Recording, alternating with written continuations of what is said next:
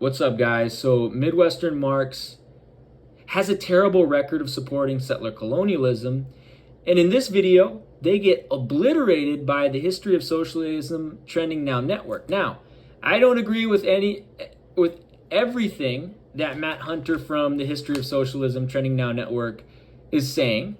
I'm from more of an Islamic worldview, but I agree with about 65% of the stuff. I disagree with Matt Hunter on some of the LGBT stuff and on some of the stuff about South Africa. We're going to get into that. But I disagree 100% with Noah Hrachvik. Hrachvik's also a fake name, by the way. I looked it up on forebears.io, which is where I look up last names. I look up last names in my family. I look up last names in my in-laws' family, my uncle-in-laws and auntie-in-laws and cousin-in-laws' families, right? Couldn't find Hrachvik, right? This is a great website, great database for last names. So Hrachvik is either an Americanization of a Russian last name or it's a fake last name, right? Because I couldn't find it on forebears.io, right? So this guy's a fraud, and he surrounds himself with frauds. So everything he says, everything that arrives out of his mouth, right? Every word that he utters is fraudulent. Let's bring on our guest. Matthew, welcome to, I guess, Real Talk we can call it. How are you, sir? Good, how are you? He sounds, you remember that sports talk radio guy from like 2007, 2008? I think his name is Colin Farrell. He sounds like the guy who did the show Farrell on the Bench. Hrachvik sounds like the guy who did the show Farrell on the Bench. He's kind of got that gravelly voice. Sounds like he smokes 8 packs a day. Astaghfirullah. Yeah, that's what he kind of sounds like. And he's fraudulent too, by the way. Now, Matt Hunter makes some good points, but he's too westernized. He's part of the Western left. And I think he can improve on a couple different points, right? So, yeah. I'm good. So, you had a few issues with us, and maybe we'll just get right into it. What do you think? Yeah, that's how I would prefer it, to be quite honest. Absolutely, brother. Go ahead. Let's, rather than like sort of list out everything and do it all official, let's just start talking. Bring up something you think we are wrong about, and let's discuss it. There's a few things, obviously. If I can at least list them all, so at least we know where we're going, and then I'll go in depth on the first one, if that's okay. Here's the thing, with stuff like that, it's hard to sort of, a lot of it may be, I may take issue with it, and you're already later on down the list, but I'm still thinking of the first one. If you don't mind, like, just, we can get to everything if you have time. I'm happy to do this for a while. If you just want to like get it going with just one thing. Sure, we can do that. I think the major issue that I see with Midwestern Marx is this continual chauvinist track, and tendency, which is funny because I did hear your opening comments quoting Lenin and talking about the social chauvinists are all Marxists now. I think it's funny because I think, from what I've seen from the output of your outlet, it has been very much chauvinistic, Eurocentric, and class reductionist as well. And when he means Eurocentric, he means Western Europe, right? The cringe part of Europe. Eastern Europe, there are places in Eastern Europe such as Bosnia, Albania, Dagestan, Ingushetia, Chechnya, Adygea. Those are the cool parts of Europe. The Muslim parts of Europe are the cool parts. The Christian parts of Europe are the cringy cringe parts, right? So when he says Eurocentric, he's talking about Central and Christian countries in Central and Western Europe. Let's stick on chauvinism. So what is chauvinism for? Well, all three of those are linked, and I know you want to get into this little debate thing. No, not at all. I want to make sure. See, so this is one of the reasons I was talking about distortions. in my experience, we've had a ton of distortions on all these old Marxist concepts come up, right? And when we break down into it, what was Lenin calling social chauvinism? Isn't the same thing we're told it is today. And so, if a socialist from a oppressor nation does not support the right of the oppressed nations for full self-determination, even at the point of separation, then they are a chauvinist. I mean, that's almost a direct quote from Lenin. sure. So great point by Matt. So let's see if that's true for Midwest Marx. Look at their record. So first you have them running cover for neo-Confederate Oliver Anthony, right? Then you have this goofball Danny Shaw normalizing this literal Zionist squatter who was born in Jaffa, Amos Poe. Then you have Carlos Garrido, the man from Castilla y León, running cover for Nurit Peled, a Zionist squatter. Then you have Midwest Marx running cover for Jimmy Carter, the guy who did the Camp David Accords, and forced Egypt, and forced the U.S. puppet known as Anwar Sadat into normalizing the Zionist entity. Right? It's almost as if Midwest Marx, 9 times out of 10, normalizes the oppressor and sides with the oppressor. Oh, did we forget the one about the Natan Levy? Is that what this is? Oh, yeah. And then you have them running cover for Zionist squatter Natan Levy. By the way, Natan Levy should be banned from the USC. Dana White's a little cuck. Dana White's a little Zionist cuck. That's why he hasn't banned Natan Levy from the USC. That's why he took so long to give Bilal Muhammad a title shot. That's why he hasn't give Khamzat Chimaev a title shot, because Dana White's a Zionist cuck, right? So there you go.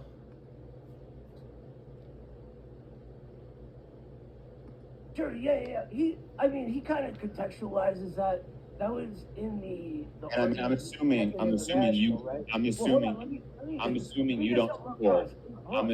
you don't support the full nation of indigenous nations. You gotta let me talk, or I'm gonna have to mute you, man. Okay. So let's check what. So Matt says he's assuming that this guy Noah Hrachvik doesn't support the liberation of indigenous nations.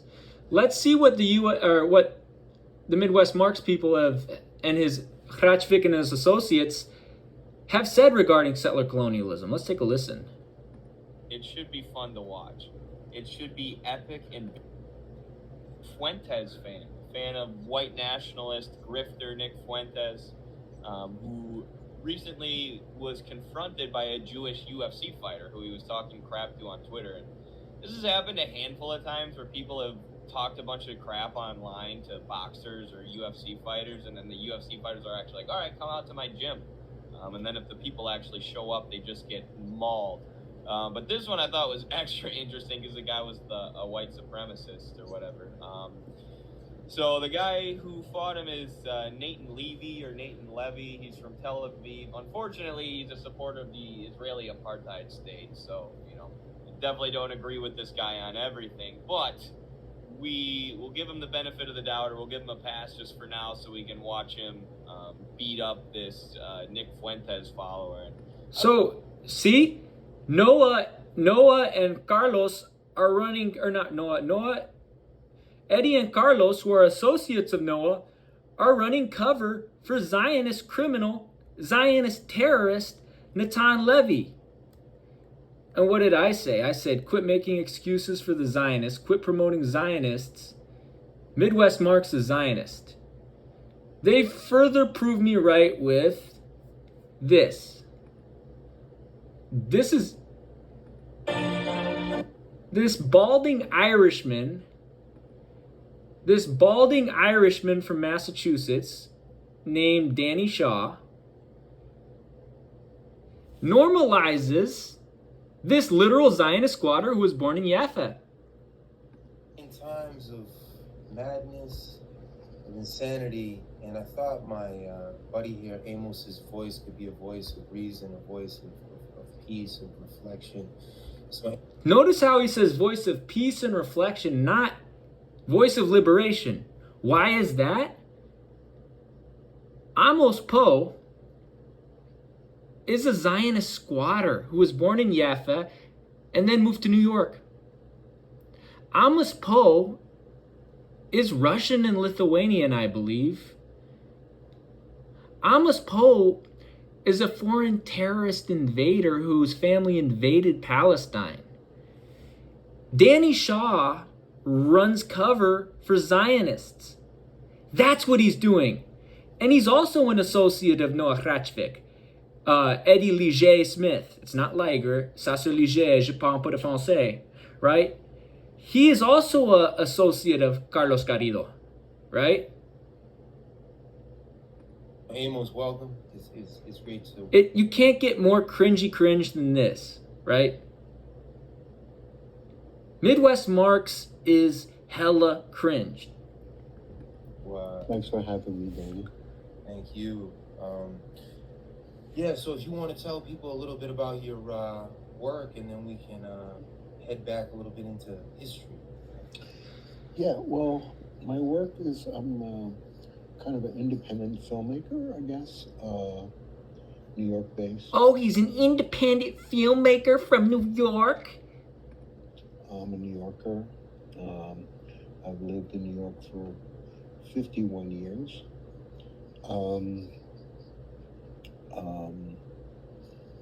I've made films like The Blank Generation, Alphabet City. So why is this balding Irishman, Danny Shaw, or bald Irishman, trying to rehabilitate a Zionist terrorist, a Zionist squatter, someone who illegally invaded, a foreign terrorist invader who invaded Palestine, right? Why is he trying to rehabilitate a foreign terrorist invader, a literal Zionist squatter? A foreigner. Bunch of different films, but and I've taught at several different universities. So, two slacktivists, grifters, academics, these guys are flocking together because birds of a feather flock together. These guys are academics. These guys are sellouts. They sold out.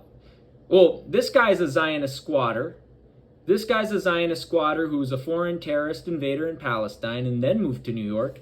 This guy sold out Boston, Massachusetts to move to New York, right? They're both academics. They're both grifters. This guy's a Zionist terrorist invader, a Zionist squatter who squatted illegally on a country where I have family from, Palestine, right? This guy is a balding Irishman from Massachusetts who sold out to New York, right? And is now partying and palling around with a Zionist squatter, a foreign terrorist invader, a Zionist terrorist invader. NYU and Brooklyn College. Oh, notice NYU, Brooklyn College. That's where Zionist squatters usually go.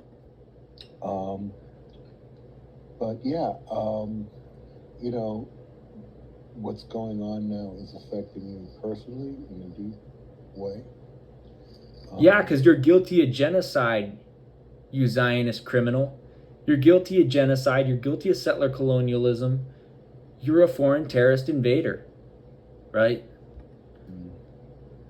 It's, I think it's obviously affecting so many people. Yeah, but it affects me on a different level, given that I know people in Gaza. I have cousins-in-law in Gaza. You know, I have family friends in Gaza. I have cousins of cousins-in-law in Gaza. My personal history is that, you know, I think of it as kind of funny that I'm Israeli. I was born in 1949, a year after Israel became. So this guy was literally born the year after the Nakba started.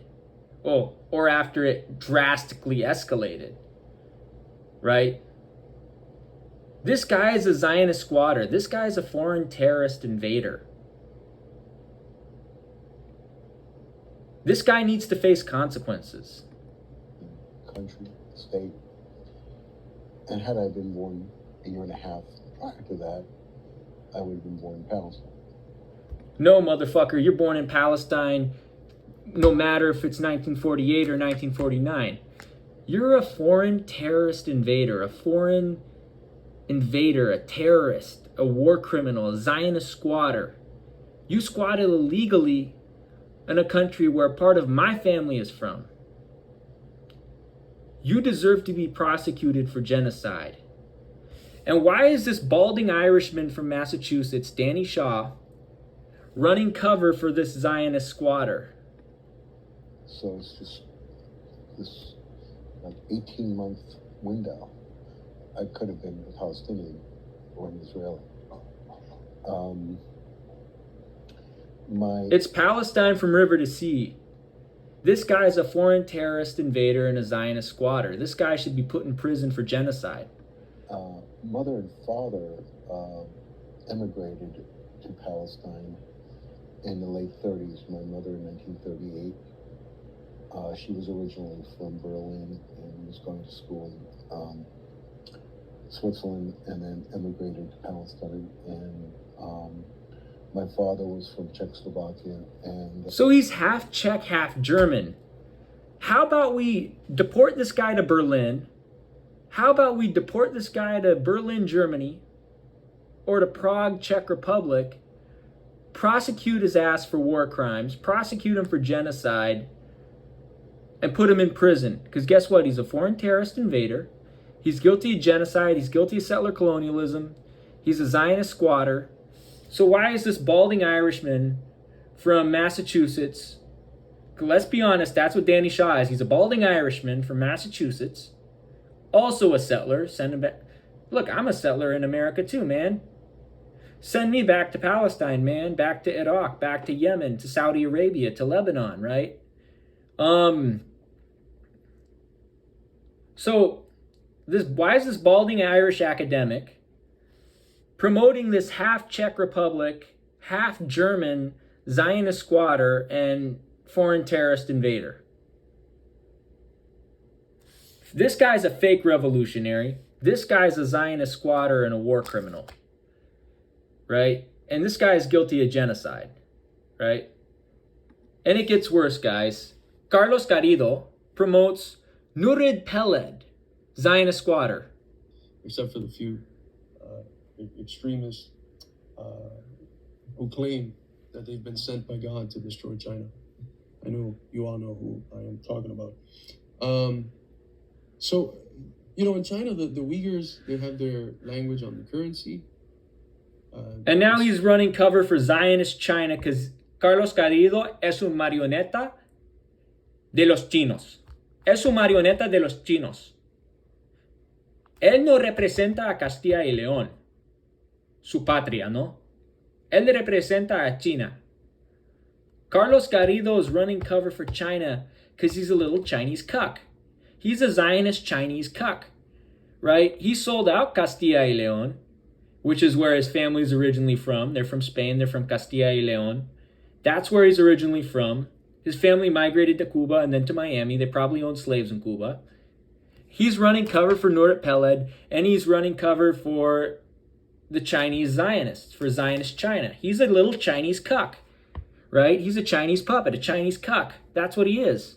And a liberal Zionist. It's the most mosque-dense region of the world. They're allowed to study their history. What happens when you... Oh, but he doesn't want to talk about the fact that China is the second largest trading partner of the Zionist entity. And that's why he's platforming this Zionist criminal. Ministry of Education, or even if they want to. Israeli educational system that borders on child abuse. So let's Don't teach hate. let's give this a watch. So why are you running cover for literal Zionist squatters? Dude, this guy, he's a cuck of China. He is a cuck of China, and he's a cuck of the Zionists. And that's why no one likes Carlos Garrido. Also, he sold out Castilla y León, and when his family moved to Cuba to own slaves, and then he moved to Miami. And then, yeah, he's a cuck of China, and he's a cuck of the Zionists. Also, he ran cover for Zionist Jimmy Carter.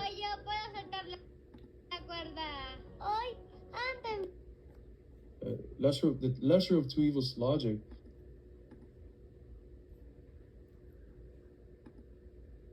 On Jimmy Carter, speaking about AIPAC and the crimes of Israel, and honestly, you know, this has been a recurring theme. We talked a few weeks ago. We reacted to a video from Dude, Jimmy Carter literally did the Camp David Accords. Jimmy Carter forced Zionist cuck Anwar Sadat in Egypt to normalize the Zionist entity. Jimmy Carter's a terrorist. Jimmy Carter's a war criminal. Jimmy Carter is a Protestant degenerate and a Zionist Freemason. Jimmy Carter is an Islamophobe and an Orientalist. Why is goofy-ass Carlos Garrido, who's a Chinese cuck and a liberal Zionist who sold out his family in Castilla y León, running cover for Zionist Jimmy Carter? Anna Kasparian, who, of course, as communists, we have a lot of disagreements with her. And now he's fucking quoting Anna Kasparian, you know, the Armenian, Orientalist, Islamophobic, liberal, Zionist, TYT person, right? What a cuck he is, man. He's a cuck. Midwest Marx is a bunch of liberal Zionist, settler colonial cucks, man. They're a bunch of cucks, man. They promote liberal Zionism. They promote settler colonialism. They're stooges of the ruling class. They're a bunch of academics who are cucks for China, cucks for the Zionists, and they'll sell you out, right? And they support settler colonialism both in Palestine and in the so-called Americas, also known as Athabascan land and Salish land, right? She was, you know, very correct in showing how, for doing much, much less to the Palestinian people, Bush criticized Israel and asked them to stop. Oh, now he's defending war criminal George Bush. This guy is evil. This guy, Carlos Garrido's a cuck, man. He's a cuck. Remember, Jimmy Carter signed the Camp David Accords. Jimmy Carter forced Egypt to normalize the Zionist entity, right? Jimmy Carter forced Zionist puppet Anwar Sadat to sell out to Egypt. Again. So where does that put Biden? When he's shown that on... Carlos Garrido es un marioneta de los sionistas y de los chinos. Carlos Garrido is a Chinese Zionist puppet. That's what he is, man. That's what Carlos Garrido is. And he's an associate of Noah Hrachvik. He's an associate of Danny Shaw and Eddie Leger. So what does that mean for Midwest Marx, man? Does that mean Midwest Marx supports Zionism? That they support settler colonialism? That they support U.S. imperialism? That they support chauvinism? Because that's what it looks like, man. On this issue, he's much more of a genocidaire, you know, a friend of So now you're saying, okay, this guy's more genocidal than this guy. I don't care who's more genocidal. If they're all genocidal, they should be literally prosecuted for genocide. Again, Google the Camp David agreements. Jimmy Carter forced Egypt and Zionist puppet Anwar Sadat to sell out to the Zionists, right? This guy is such a Zionist cuck. And Eddie did a video showing how Reagan of all people. Reagan was a Zionist as well, and he was a Protestant Freemason, man. Here's the thing. These guys are just ruling class cucks, man. They're just so detached from the working class. It's like disgusting, man. Condemned some of the actions that Israel was doing and threatened to. He was still a Zionist, though, dude. He was still a Zionist. A Zionist is Zionist no matter what, and we must smash all Zionists. We must destroy all Zionists. Full support if they keep it going. And now we're going to see Carter similarly. So literally, this is where lesser of two evils has gotten us. Yeah, because, Carter was a Zionist. Carter forced Egypt and Anwar Sadat to sell out to the Zionists, And Carlos Garrido is a cuck. He's a big... Dude, he's more of a cuck.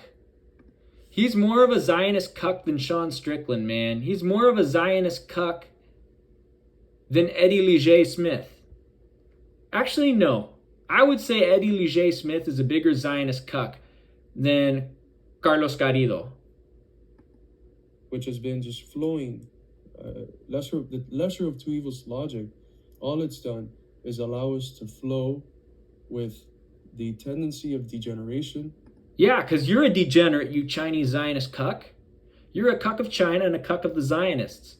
If you actually were a man, and had any principles, you would oppose Zionist China and you would oppose the Zionist entity, and you would call out Jimmy Carter, man, for being a Zionist and forcing Egypt and Anwar Sadat to normalize the Zionist entity. Right? Again, this is what Midwestern Marx, they're a bunch of Zionist clowns. They're a bunch of chauvinist, Zionist, settler colonial clowns. Right? Really talking here, So back to the Matt Hunter versus Noah Hrachvik exchange. An exchange, despite making two mistakes, Matt Hunter made two mistakes, he won that exchange, right? And he destroyed Midwest Marx. So he's talking, this is in the arguments with the Second International, right? Where the Second International is taking this actually social chauvinist stance of what they call cultural self-determination, right? Which was a sort of formal separation, but all of the sort of base of society is still under control of the imperialist power. But I mean, as far as Midwestern Marx is concerned, Lenin's still right. He doesn't say it's like a full-on thing like that. It's not. Again, this guy's a fraud. He has a fake last name. Hrachvik is either Americanized name or it's a fake last name, right? Looked it up on Forebears, didn't find anything. Absolute. I like the. No, he does. He does say that. He does say that. Well, if you read the whole work, I have. He's talking about the sort of. Oh, apparently this guy thinks that he doesn't. So Noah Hrachvik thinks Matt Hunter can't read. Is that the gist of this? Is that what we're getting from this exchange here?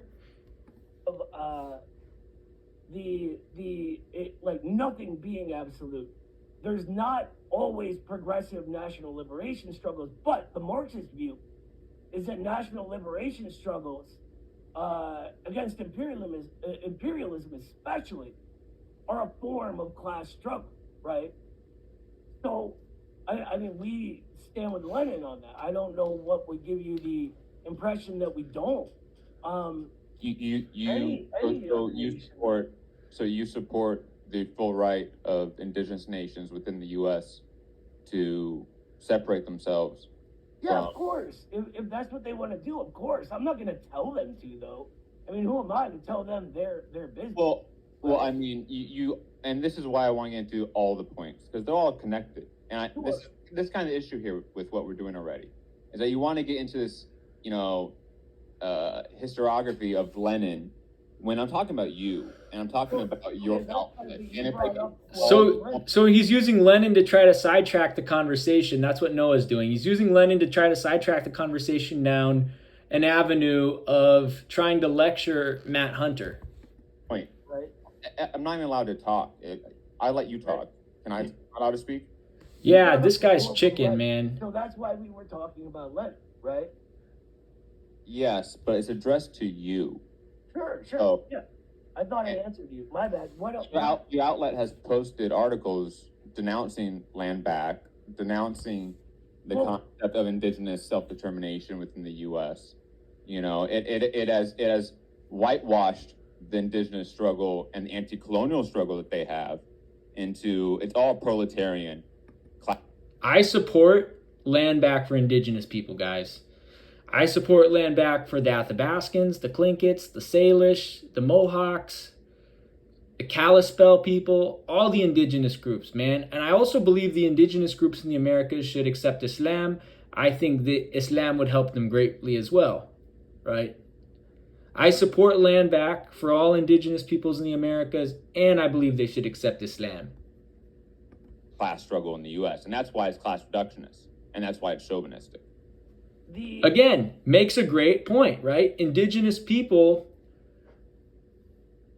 are an oppressed nation, right? In the Americas, indigenous people are an oppressed nation, and class reductionist Noah Hrachvik is trying to run cover for settlers, for foreign terrorist invaders in America, by saying, "Oh, we're all American proletariat." So that's fine if you don't want to view this through the Marxist lens. That's fine. I absolutely am. Again, I quoted Lenin. I have no idea what. But, you know, Matt actually does view this through the Marxist view and the Leninist view.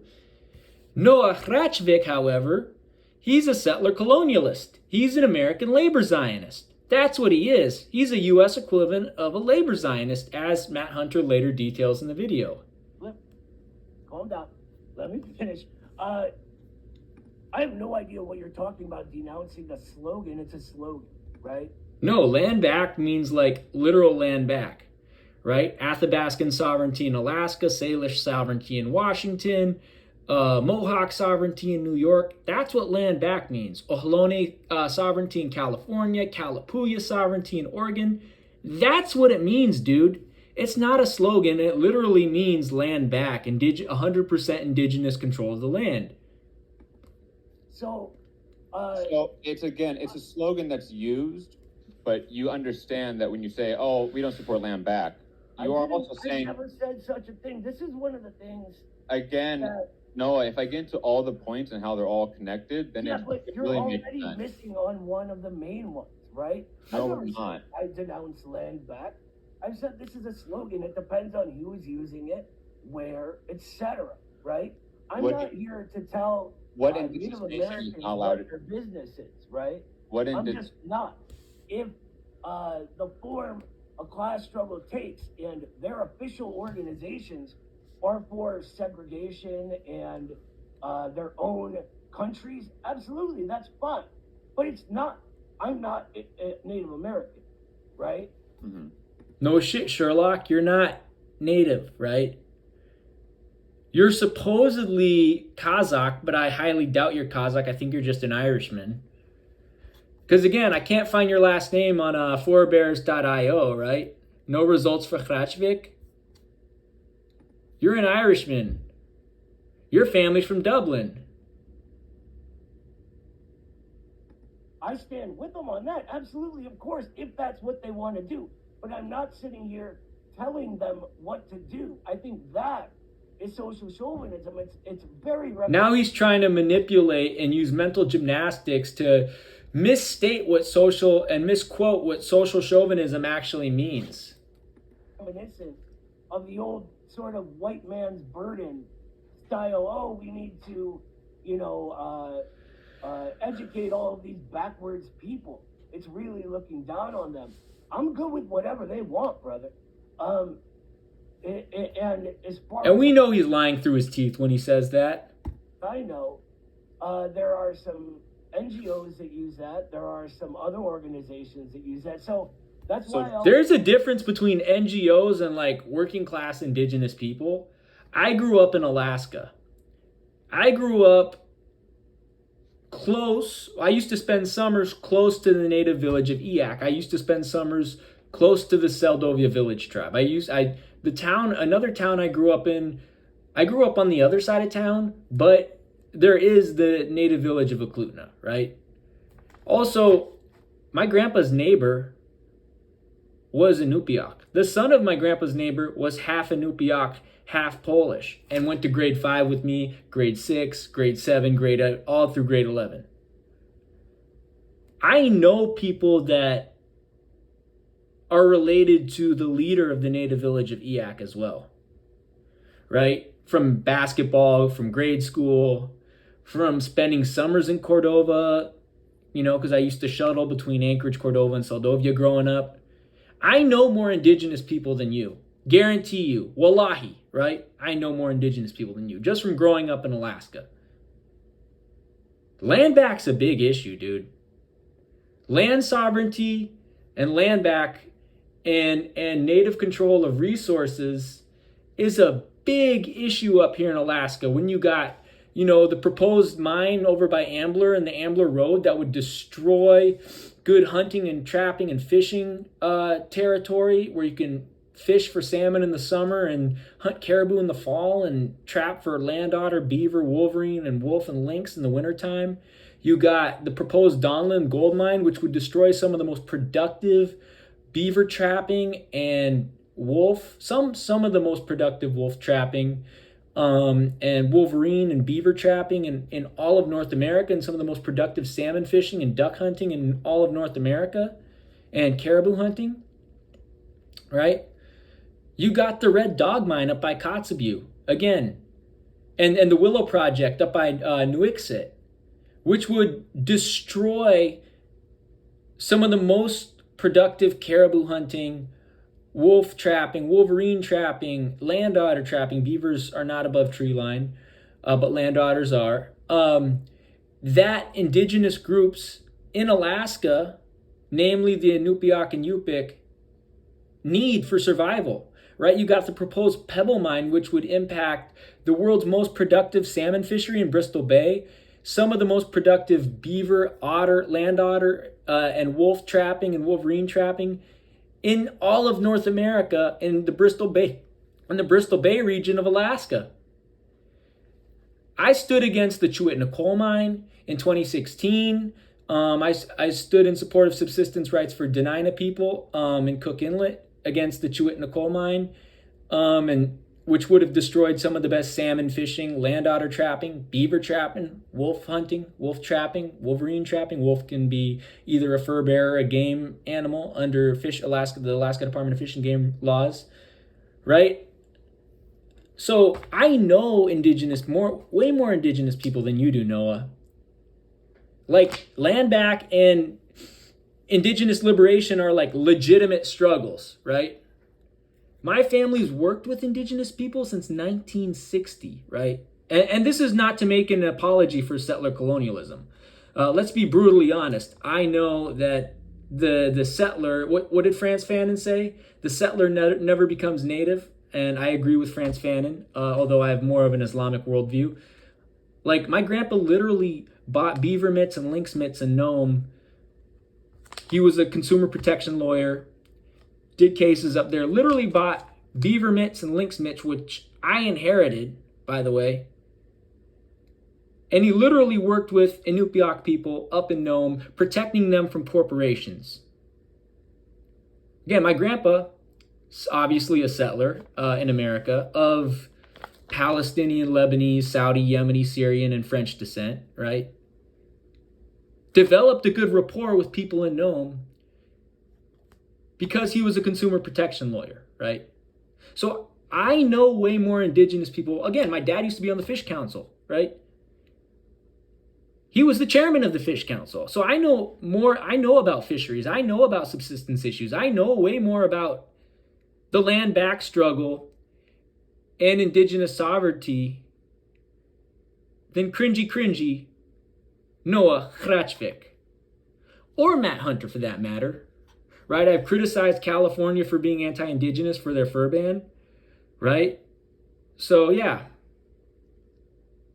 Would say, depends who's using the slogan and how they're using it. Just to be You have clear. to get deeper than Also, what's his face? Nick Tilson and the NDN Collective, and Desiree Princess Johnson, or Dazerai, I believe Dazerai Princess Johnson, and Quana Chasing Horse, I call her Clowna Chasing Horse because she collaborated with Zionist Natalie Portman.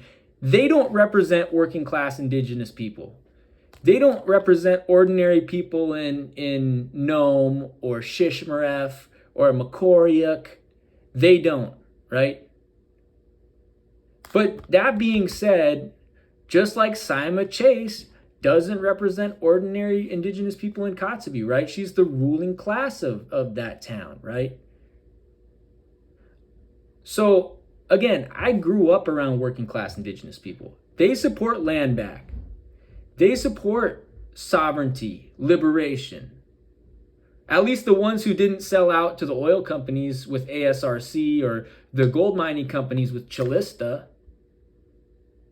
Because you do have that demographic, the Tara Sweeney, Alice Glenn, Josh Fossey kind of demographic. Yes, Josh Fossey is half Inupiaq. You know, and you do have half the Alexis out in the southwest of Alaska, Russian mission, who sold out to Donlin Gold and Chalista, right? And you do have Mary Peltola, who's a Zionist criminal, right? But the working class, like the working class, they support land back. They support liberation, right? And some of them might be brainwashed by the U.S. system, by westernization, colonialism, settler colonialism. But deep down in their hearts, they know they oppose settler colonialism. And they support liberation and sovereignty. Simple slogan. Just to be right? clear, We have to understand the ideas that are actually being conveyed. and I've expressed far more than just that slogan. I think you're, again, reducing the argument here. Well, what else just is it? I'm not sure what you mean. just to clarify your point, Sure. and the stance of you and Midwestern Marx. You support the full self-determination sovereignty of indigenous nations within the U.S., including the separation of them from the bourgeois state or the socialist state. Again, right? if that's what they want to do, of course. Why wouldn't you? Okay. Now, do you also agree that the U.S. does have settler colonial class collaboration at play? What do you mean? So, I mean, you are obviously a fan of history. You understand that. So settler colonial class collaboration means working class settlers collaborate with the government, right? Working class settlers, settler colonial class collaboration is working class settlers collaborating with the government. So I would be considered a working class settler. My ancestors came from Europe and Asia. I'm half Asian, I'm half European, right? Working class settler colonial collaboration would be when the working class settlers collaborate with the government, right? And again, I want to make my point, my position clear. I support full sovereignty, full land back, full indigenous control of the Americas. I support full liberation of the Americas for the indigenous peoples. I believe that I'm not genetically made for the Americas. I believe I'm genetically made for West Asia. In science and DNA, let's see this bad boy load up.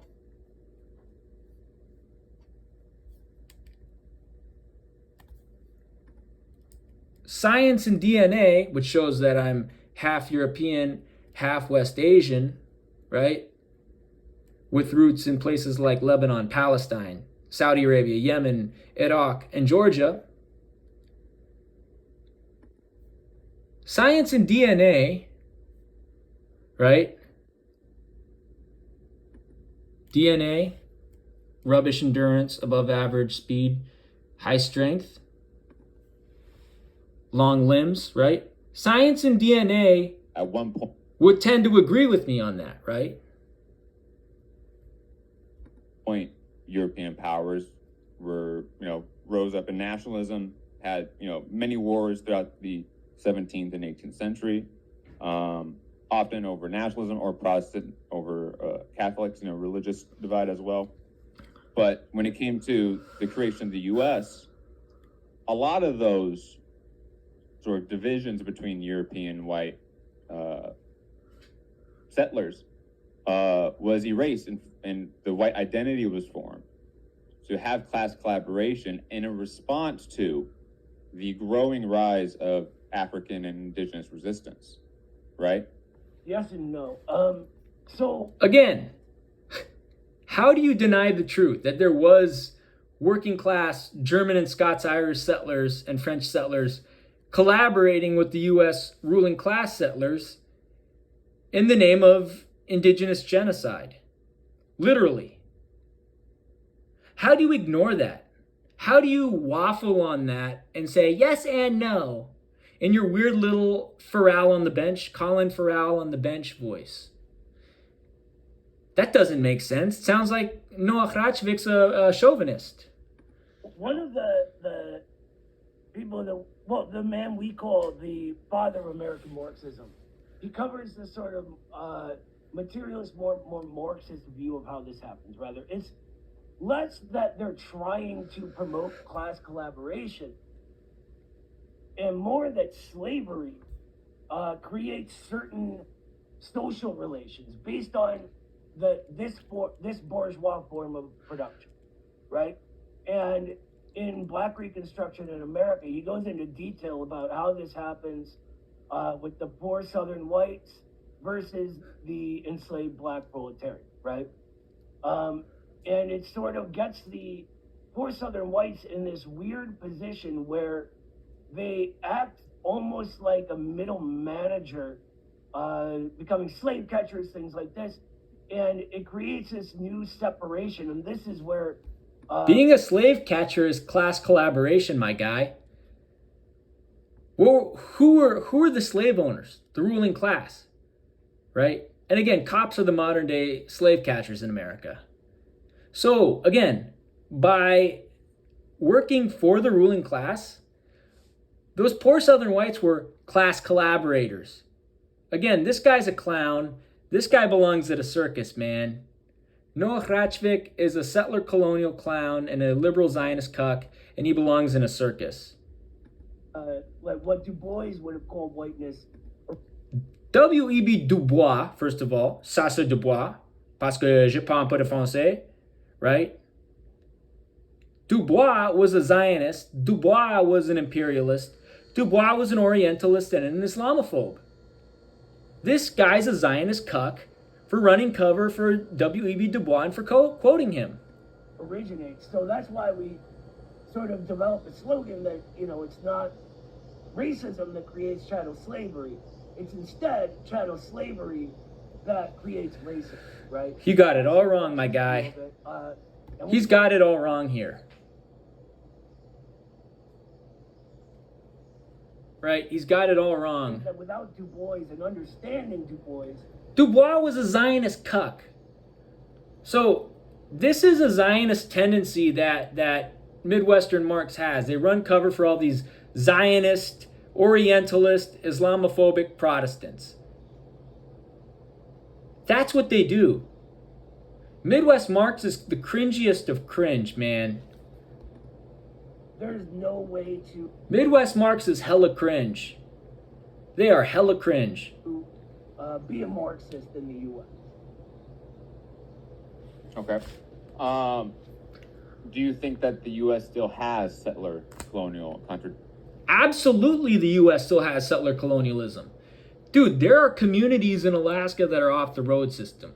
I've lived in 2 communities in Alaska off the road system which have large indigenous communities. I've lived in Cordova and I've lived in Seldovia. I have friends from other indigenous communities too. I know people from Nome. I know people from Kotzebue. I know the mayor of Kotzebue. I know people from Utqiagvik, Atkasuk.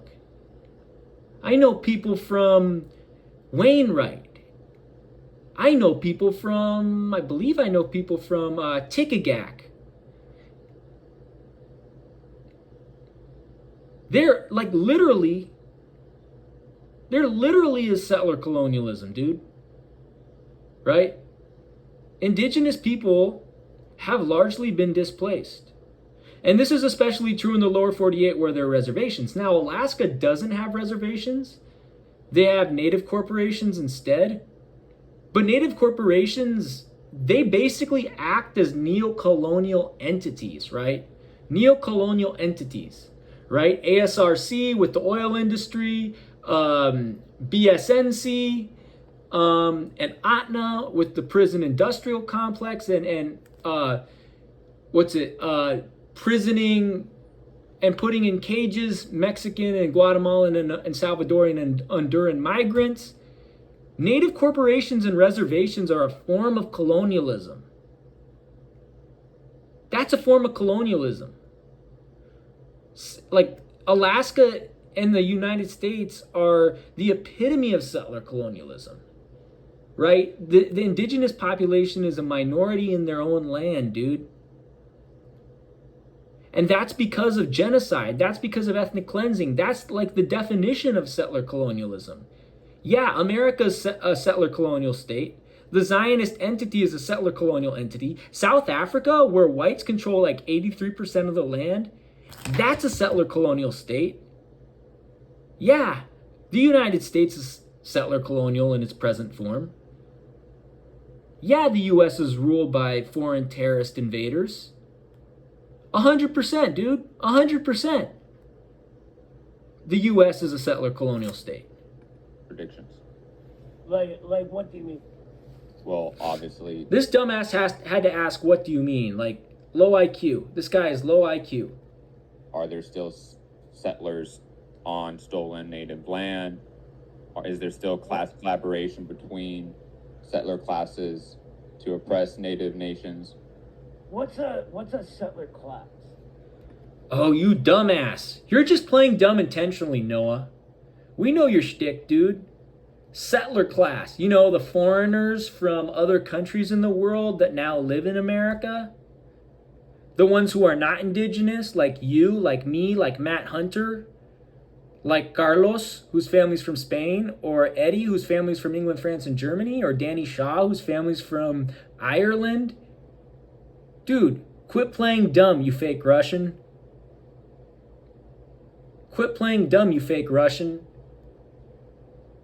You know what settler class means. You're just a chauvinist, man. You're a fraud and a chauvinist. It's the classes of people, multi-class, that come and occupy native land. Yeah, the foreign invaders. The foreign invaders occupying native land. I got your back on this, Matt. I got your back, bro. Right? Like, that's what it is. So Israel, for example, is a settler colonial state. South Africa was. No, South Africa still is a settler colonial state. The English, French, and Dutch still own 83% of the land, dude. South Africa's still settler colonial. When you got dudes that look like Drickus du Plessis living in South Africa, that is settler colonialism, man. South Africa, see, Nelson Mandela was a little cuck. He was a weak sauce little cuck. Again, didn't take control of the media. He didn't take control of the land. Again, check out my buddy Ramiro Sebastian Funes. He did a video comparing Zimbabwe to South Africa. Dude, South Africa, because South Africa, 83% of the land is owned by white South Africans, and you know, black South Africans are forced into poverty in townships. South Africa is still a settler colonial state. It's not a used to be thing. It still is a settler colonial state. Why do you think South Africa is the largest trading partner of the Zionist entity in Africa? Matt Hunter makes some good points, but he still needs to realize South Africa is still a settler colony. A settler colonial state. Those are the two common examples, right? I'm still. So, are you saying there's a settler class, or it's just different classes of people that are? No, there's a settler class. There is a class of foreigners who are foreign invaders and who are occupying indigenous land and doing ethnic cleansing and genocide. What don't you get about that, you dumbass? Again, he's a Zionist Chinese cuck. He is a cuck of China, and he's a cuck of the Zionists. That's what Noach Rachvik is, and he's a fake Russian. Are settling. I'm not like. Are you saying is like a multi-class formation? Because I'm you can sorry? have bourgeois settlers. You can have Yeah, the settlers that live in the big-ass mansions and the settlers that live in trailers and apartments. right? That's what you have. And class settlers, you know, in previous formations, you can even have peasant settlers. So 100%. 100%. Matt nails that point on the head, man. Yeah, well, there were a lot of sort of small holdings and stuff when the U.S. was being sort of settled, right? For lack of a better word, westward expansion, all that stuff. Westward expansion is settler colonialism. Manifest Destiny is settler colonialism. You want to know how I know? I grew up in Alaska. I'm a settler here in Alaska. I don't want to be a settler. That's why eventually, inshallah, I want to move somewhere in Asia, man, where I have family roots. Right? Again, Western expansion is settler colonialism. The United States is settler colonialism. Just like the Zionist entity and the South African entity, man. They're all settler colonialism. Northern Ireland, settler colonialism in Ireland, right? The French had settler colonialism in Algeria with Les Pieds Noirs. You had the Rhodesians in Zimbabwe. Those were settler colonists. That was settler colonialism. The Portuguese were settler, and the English were settler colonialists in Aden in Yemen, right? Some of the French in Lebanon were settler colonialists, right? Quit playing dumb, Noah. We know you're a chauvinist, dude. You're too afraid to talk about this. You're a chicken, dude. Quit playing dumb, man. But I as far as I'm aware, like, bourgeoisification happened pretty rapidly. Proletarianization happens pretty rapidly. No, dude. You got foreign invaders that are bougie, and live in mansions, and you got foreign invaders that live in apartments and trailers that are working class people. They're both foreign invaders, man. They're not from America. They're like me. They're like you. They're like Matt. We're not from America, man. Right? We're from other parts of the world. We're foreign invaders here, man. Right? You got Sean Strickland is just as much of a settler as Joe Biden. They're from the same country. They're from Ireland. Right? They're literally the same ethnic group. They're both settlers, right? Sean Strickland and Joe Biden couldn't be more different from each other, but they're both foreign invaders from Europe that happen to live in America. They're settlers. One grew up in a mansion, one grew up in a trailer. Right? How dumb is Noah Hrachvik? There's bougie foreign invaders, bougie settlers, foreign invaders, and there's working class foreign invaders, yani settlers. Right?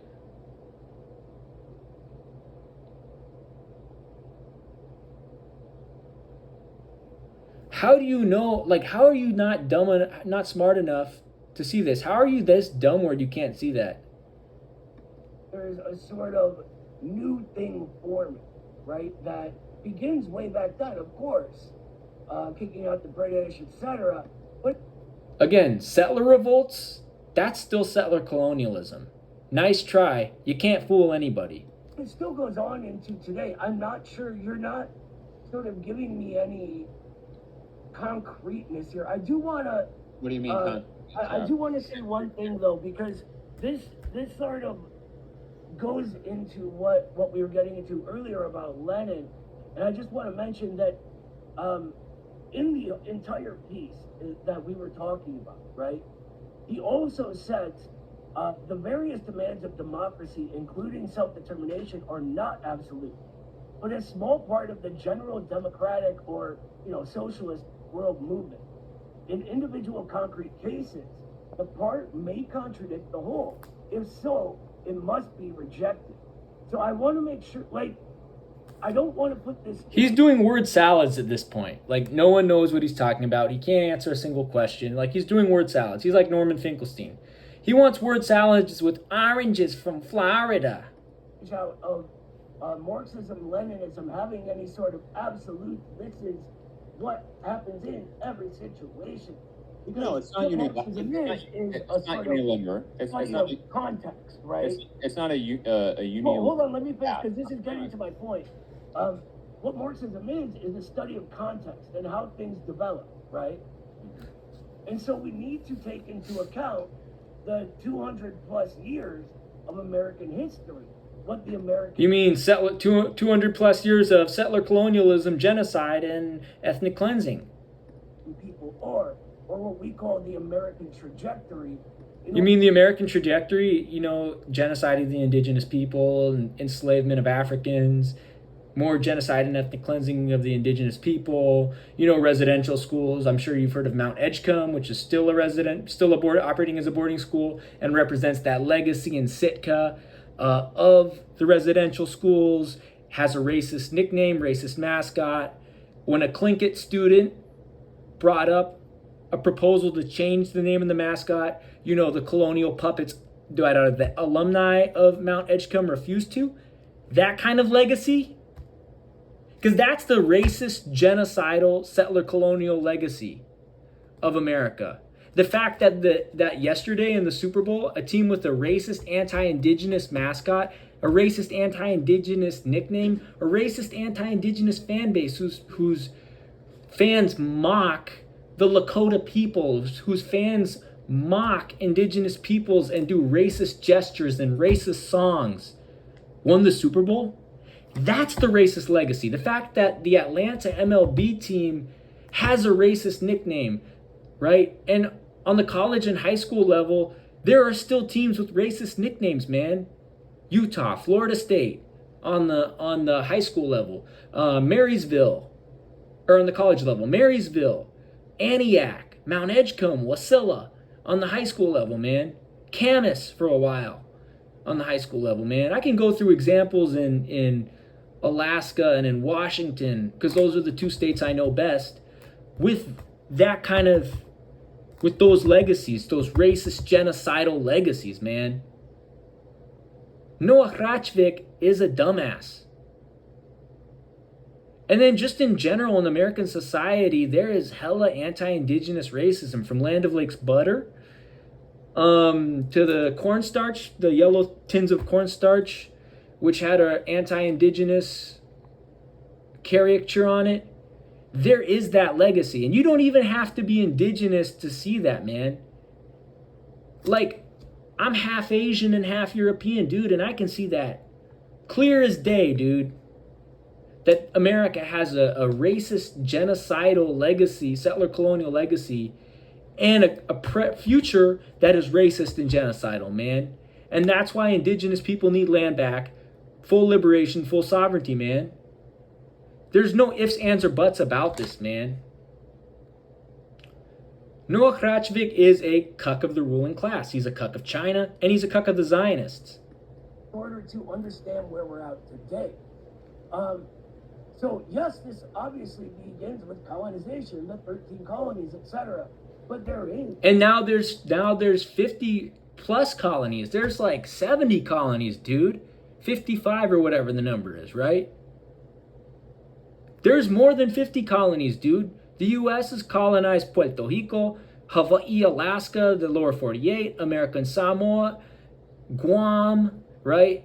The Northern Mariana Islands, the U.S. Virgin Islands. Like, there are more than 50 settler colonies. D.C. is a settler colony as well. One that was built by chattel slavery and genocide, man.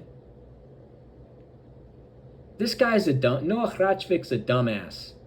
We're still seeing the legacy of settler colonialism and racism in the modern times. Now, whether we want to say it's a good thing or a bad thing, I can tell you it's a bad thing, right?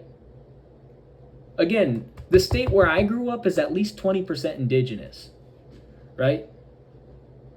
I literally grew up around indigenous people. Settler colonies, settler colonialism, that shit is evil, man. That shit is genocidal. That shit is destructive to indigenous peoples, man. Noah Hrachvik's a clown. And given all the evidence which I have shown, Midwest Marx is a bunch of reactionary chauvinists. And American people, right? We've had 3 revolutions in this country. And all of these... 3 revolutions? The first revolution was a settler revolt. The Civil War was necessary. And what's the third one? The Civil Rights Movement? Dude, Martin Luther King was a Zionist, an Islamophobe, and an imperialist, and an Orientalist. He's changed things dramatically at a base social relation level. So you accept that the guardian and ward relationship between native and native nations in the U.S. will exist even in a post-socialist society, right? Because you're saying that settler colonial contradictions no longer exist. I see someone using your no, that's not what I'm saying at all. Hey, Noah, please come on. I'll let you talk. But that's not what I'm saying. No, but let me please get off at least a few sentences here. Please. Sure, we get what I'm saying correctly. If you want to, we have to actually get into what each other are saying. I'm asking questions, and you won't even let me finish the question, Noah. Come on here. Well, yeah, Noah. You got to get what I'm saying right, my man. That's all. What am I saying that? What did I say that was wrong? I don't even remember anymore. Just exactly. So let me continue my question. Sure. My bad. I'm sorry. Go ahead. So you would say, right, that indigenous nations have, in a sense, already been assimilated into the proletarian culture or class, so to speak, of the U.S.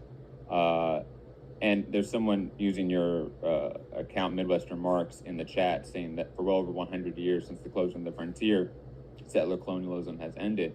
So I'm assuming by that regard, you accept the guardian and ward relationship that's in play, and you will extend in a post-capitalist structure in the U.S. Yeah, I think you're making a leap of logic there is all. I don't know that I would... Well, let's see what the clown had to say in the chat, man. Let's see what the clown had to say in the chat. Because I can do this, and that takes me to the Midwest Marx page. Where the heck does it say?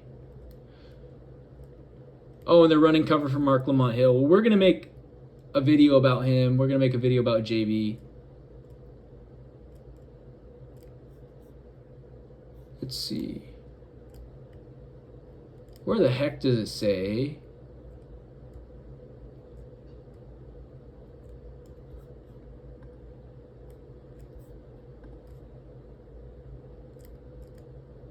Oh, and look, they got Jiang Yu on there. Hypocrites.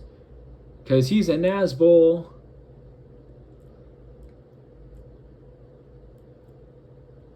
Let's see.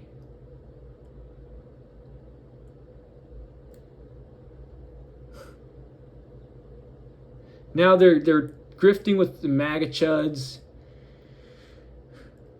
Where's this? See, they're grifting with the MAGA chuds, and they're running cover for Andrew Tate, the human trafficker.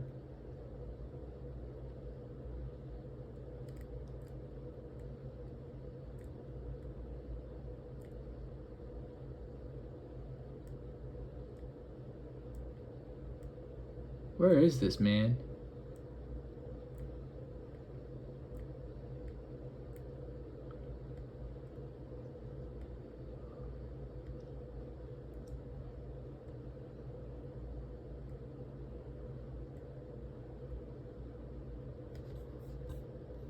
Well, let's see. Buddy, I'm Noah Krajib. We got Kyle Pettis in the chat. You know it's cringe. You know it's cringe when that hipster with the mustache is in the chat, man.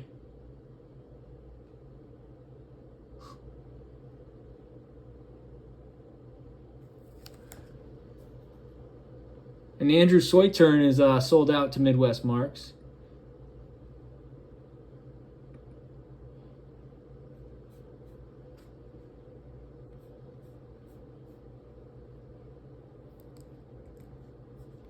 Let's see, man.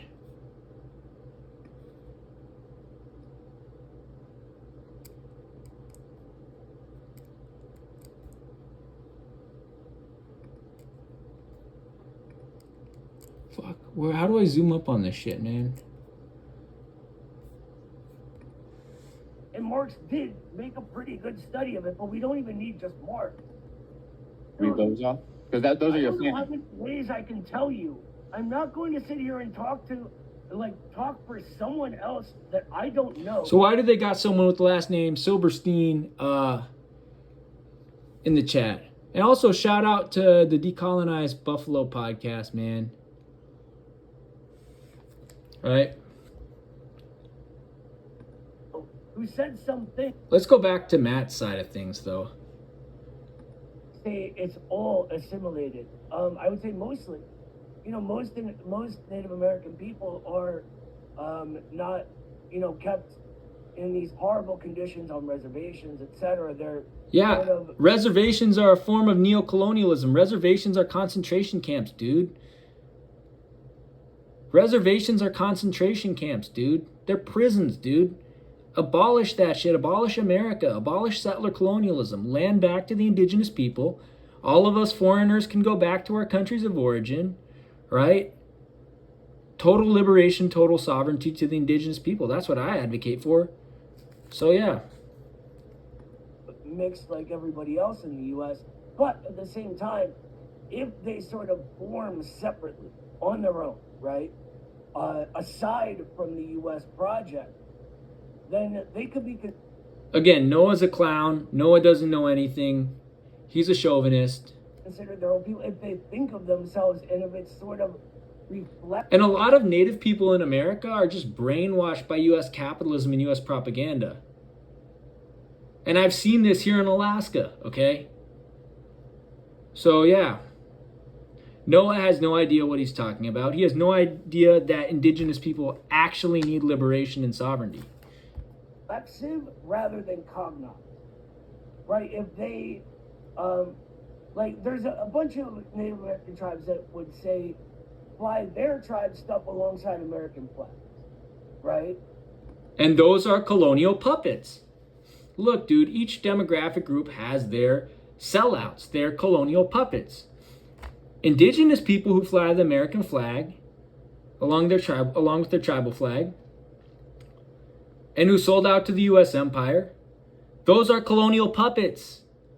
Every demographic group, every continent, every city, every town, every state, governorate, province has them. You know? And these people would not say they're a separate people anymore, that they're Americans, and more, that they're more American than you or me, right? But others... Because they're colonial puppets, dude. They're brainwashed by the U.S. government, dude. They're brainwashed by capitalism, dude. Not. I don't know enough about each individual tribe to tell you, because I've never done that actual study. And I know because, again, I grew up in Alaska, man. So I know which indigenous groups are progressive and which ones are reactionary, man. I know. Tikigak, reactionary. Zionist cucks, right? Ukiagvik, reactionary. Zionist cucks, right? Nome and Kotzebue tend to be more progressive. Shishmaref, Teller, more progressive. Juneau, more progressive, right? Cake, Angoon, more progressive, right? I can tell you that because I know, man. Marysville down in Washington, mixed bag, right? Puyallup, mixed bag, right? I can tell you that because I know that. The Confederated Tribe of the Grand Ronde. So over by Salem, kind of between Salem and the coast, like if you're going to the coast in Oregon from Salem, that's the res of the Confederated Tribe of the Grand Ronde. Mixed bag. More reactionary, right? I can tell you that because I grew up on the West Coast, bro. I'm from the West. I'm not from the West Coast, but I grew up on the West Coast. I'm half Asian, half European, right? I grew up on the West Coast. I can tell you. What I do know is that you can't sort of... And the ones who sold out, the native groups who sold out, they're sellouts and everybody knows it. Have a communist movement that excludes sections of the working class for special oppressions. Marx goes. That's, first of all, no one's excluding the working class. That's not what Matt's talking about. He's talking about settler colonialism. He's talking about foreigners like you, like me, like Matt, that are in America, shouldn't be in America, and are not built for America, right? We're foreign invaders, bro. Like, that's what we are. Right? We are not from this continent. We are from other parts of the world. Right? We are on land that is not ours, that is stolen, right? Because of genocide, because of settler colonialism, you know, because of imperialism, ethnic cleansing.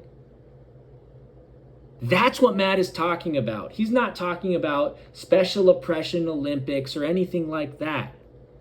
He's talking about the very real issue of settler colonialism. The fact that us, me, you, and him, we're all foreigners. We're not supposed to be in America, man. Only indigenous people are supposed to be in America. We are foreign invaders. This is not our home, right? We should not be here. We are guilty of ethnic cleansing, settler colonialism, and genocide, right? Into this, right, in Capital. And he's got that famous quote that labor in the white skin will never be free, while in the black it is branded. And the same sort of logic applies here. You're not actually putting forward a communist movement if it's keeping people in subjugation. That's just a wholly different characteristic. There's no necessity of socialism at all to keep people in subjugation. But the argument that you and whoever is running the Midwestern Marx account on the YouTube chat is making... The reason I just said Bismillah is because I had to take a sip of tea. Right? I just wanted to point that out. This is my culture, that's what we do. Back to the video. Is that settler colonialism ended at some point in the past. And that therefore the contradictions have changed. That the native nations, therefore, are no longer colonized. Right? That would be the logical follow through with that statement, that argument. And then again, the current relationship between native nations and the US state is one of a guardian and ward relationship, in quotes. Like, that is the specific titles they have. So are you saying that structure will continue in a post-capitalist US? I just said it wouldn't, right? I think. So, again, Noah Krachvik just affirmed that he supports foreign invaders coming into America, stealing Athabaskan and Salish land and Inupiaq land, and setting up shop and doing genocide and ethnic cleansing, even if it was under the guise of socialism. That's what we call American labor Zionism. And that's what Matt Hunter is going to point out. Noah Krachvik is just an American labor Zionist. Socialism under the guise of, or settler colonialism under the guise of socialism. That's what Noah Krachvik is. As with me, I'm like, I don't want nothing to do with Americas. I ain't built for this. Send me back to Asia, man. I don't want to be involved in settler colonialism. That's the difference between his approach and my approach, man. Settler colonialism is still here then, right? I wouldn't say that, no. No, it would be still here. Because if it's socialist, but if the socialists are a bunch of foreign invaders, it's controlled by a bunch of foreign invaders. You didn't kick out no foreign invaders. And the indigenous people don't have sovereignty. They don't have land back. You know, they don't have full liberation. And everything's under the control of a bunch of foreigners, foreign invaders. That's settler colonialism. That's still what we're seeing in South Africa. You know, white South Africans control about 83% of the land. They used to control more of the land, but they still control 83% of the land. And they're a bunch of foreign invaders, man. They're not built for South Africa, man. They're built for England, for Holland, and for France, and for Scotland. They're foreign invaders. That's settler colonialism. Noah Hrachvik supports settler colonialism. What? But just because it's not the primary relationship doesn't mean that that building block doesn't go into what we are today, right? And another argument There's that you always have, bits and pieces of the old in the new. That's what creates the new. I'm hoping that we don't have colonialism in the new, though. I think that's something that is, one, predates capitalism. So hopefully we get rid of that by the time I agree 100%, dude. We got to get rid of the settler colonialism. we get to socialism.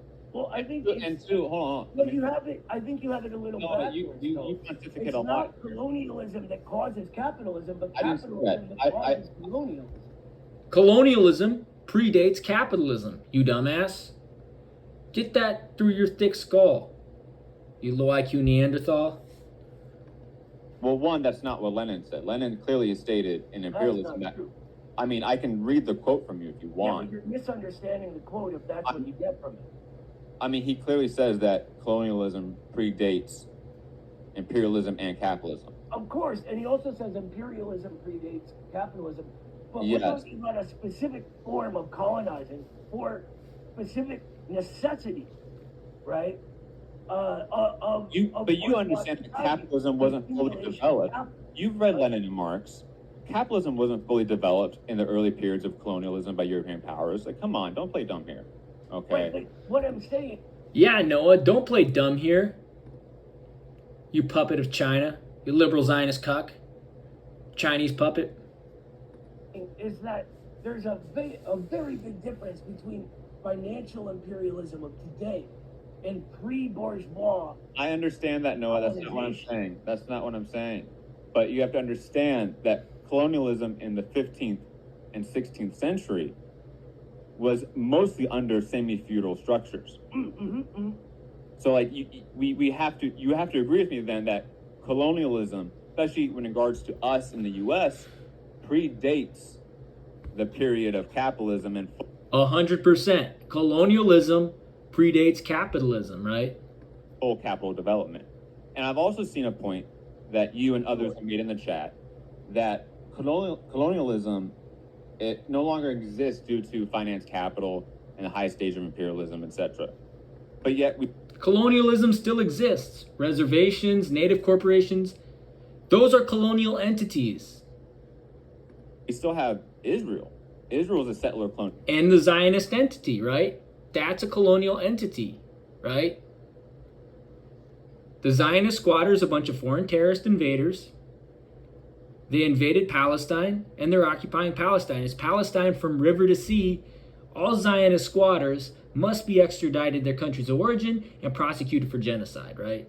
Colonial state, right? And Israel is fully financed by imperial capital. So we still see The Zionist entity is an extension of English imperialism. I agree 100% with Matt. that settler colonialism can coexist at the highest stage of imperialism and capitalism. Great point. I agree 100% with Matt. Matt Hunter says settler colonialism and imperialism can coexist at the highest stage of capitalism. And that's 100% true if you look at the Zionist entity, if you look at South Africa, right? If you look at the United States, if you look at Canada, right? Australia, right? New Zealand, right? So yeah. So I don't understand why, for some reason, the U.S. all of a sudden settler colonialism went away 100 years ago, when clearly the native nations do not have full sovereignty and therefore are still subject to colonialism, right? So what does I agree with Matt 100% on this, man. Marxism study? Noah, come on, man. What Can is you- Marxism study? can No, you- let me just go with me. What is Marxism study? I don't know how vague you want to get or how specific you want. Like Just what? generally. So see how he tried to do a bait and switch? Noah tried to change the subject because he was getting obliterated. What a clown, what a cuck, what a beta male. That's what Midwest Marx is, a bunch of academic beta males. So yeah. The most general level you can be on. The actuality of history. Let's put it that way. Exactly. exactly, the unfolding of history, it actualized, right? And so there is a very big difference between the history of a thing becoming a thing and something at the very beginning of it, right? I'm not saying that the settler colonial contradictions that existed circa 1776 are the same settler colonial contradictions that exist in 2024, but they still exist. Yes, they have morphed and developed as capitalism has developed, as the US has developed. All of this, we understand this. But are you saying that settler colonial contradictions just flatly do not exist in the US, even though we do have a guardian and ward relationship set into federal law? I think you're sort of using the formal expression of something deeper to lead you in a sort of way of I don't know the word I'm looking for, verifying what you thought you already knew. No, because Matt Hunter's correct on this point. Noah's wrong, right? The foreign invaders are literally still doing genocide and ethnic cleansing against the indigenous people. They're still stealing land, dude. Settler colonialism's still happening in the USA, dude. But again, a Zionist cuck and a puppet of China like Noah Rachvik, he's trying to deny it because that's what he is. He's a chauvinist. He's a Zionist clown, and all his associates are. And he's a puppet of China. But it comes down to the sort of what relations do these people have to the state, right? And I'm not here to tell them what to advocate for. I'm just here to be here for the class struggle, right? I'm just here to be here for the class struggle. No, you're not. That's why you and your people sold out to Oliver Anthony, man, who's a neo-Confederate. That's why they sold out to Zionists. That's why they ran cover for Zionist squatter Amos Poe, war criminal Jimmy Carter, war criminal Ronald Reagan, right? That's why they sold out to Zionist squatter Nurit Peled. That's why they sold out to Nazbol and Chinese puppet Zhang Yu, right? You're a Zionist, you're a chauvinist, you're a puppet of China. That's what you are, man. You're a MAGA chud. That's what you are. You're an academic. All your people are academics. The people, your associates at Midwest Marx, are academics. Quit trying to play dumb, Noah. You know Matt's right, but you're a little cuck. You're a beta male. That's why you'll never admit Matt's right. One of their people, I would never, ever, ever disrespect people like that by telling them what. But you did disrespect people like that. You have disrespected the working class. You class reductionist cuck. Again, I'm a foreigner just like you, dude. But I support land back. I support full indigenous sovereignty, indigenous liberation. Now, I also think indigenous peoples in the Americas should accept Islam. It would improve their quality of life.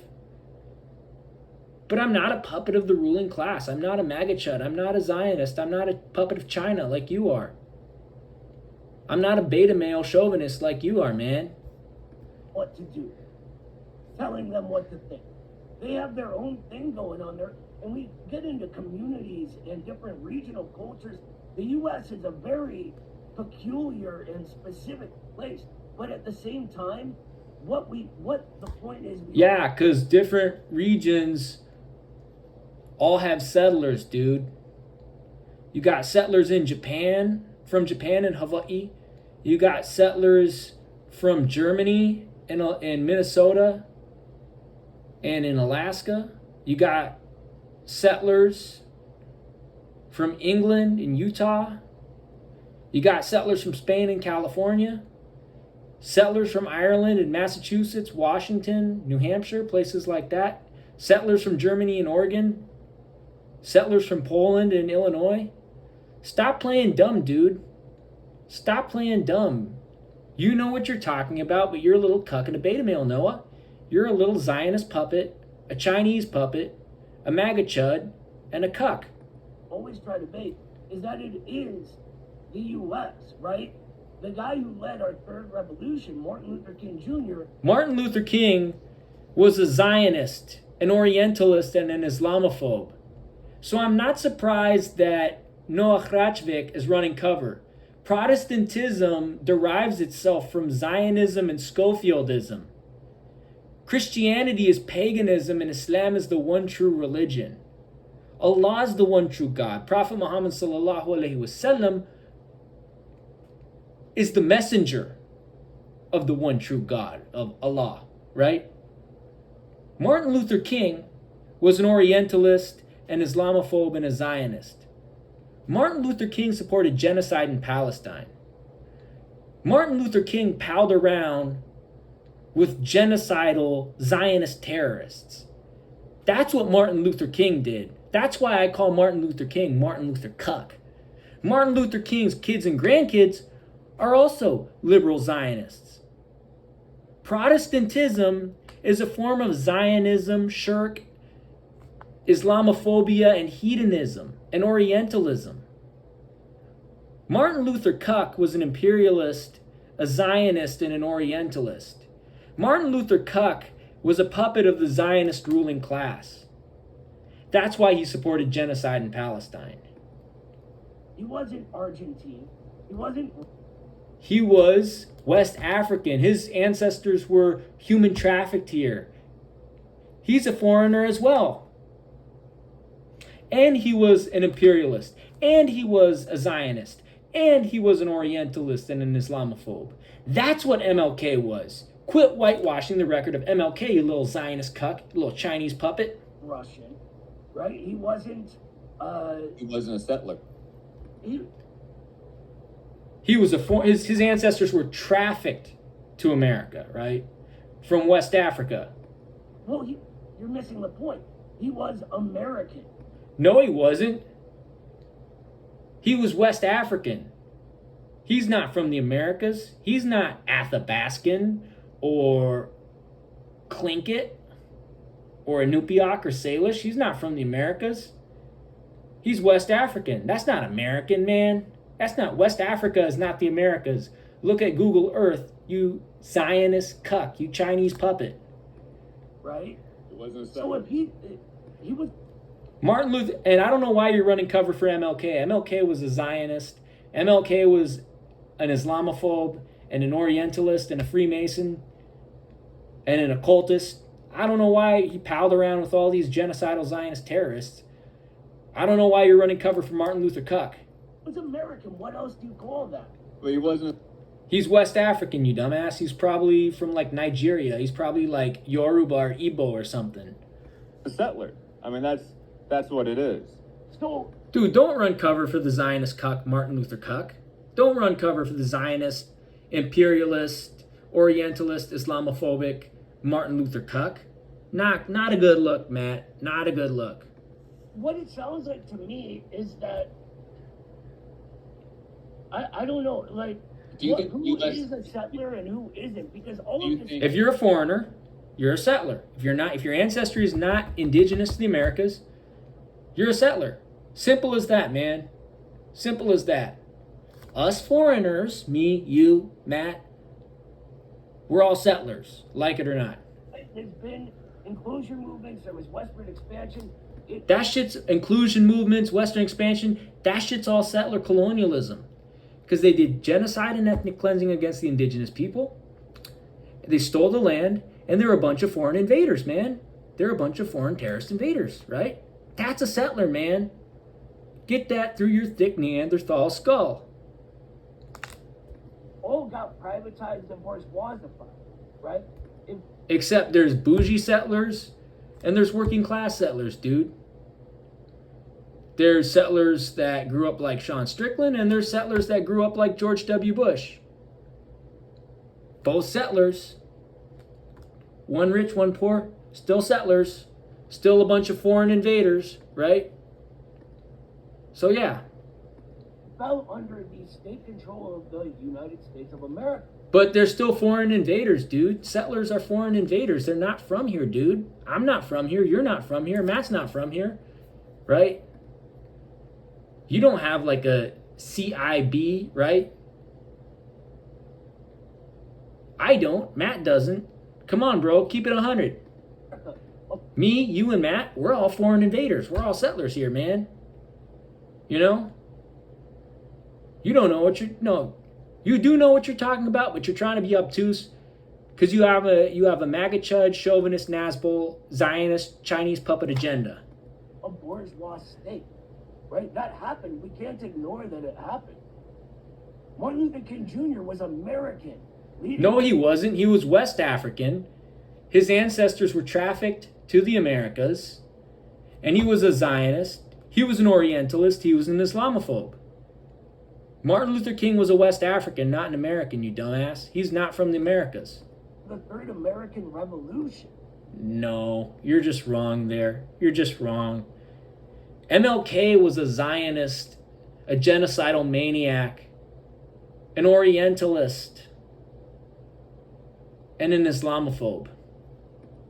He didn't come from elsewhere or outside Yes, his ancestors came from West Africa and they were trafficked, you dumbass.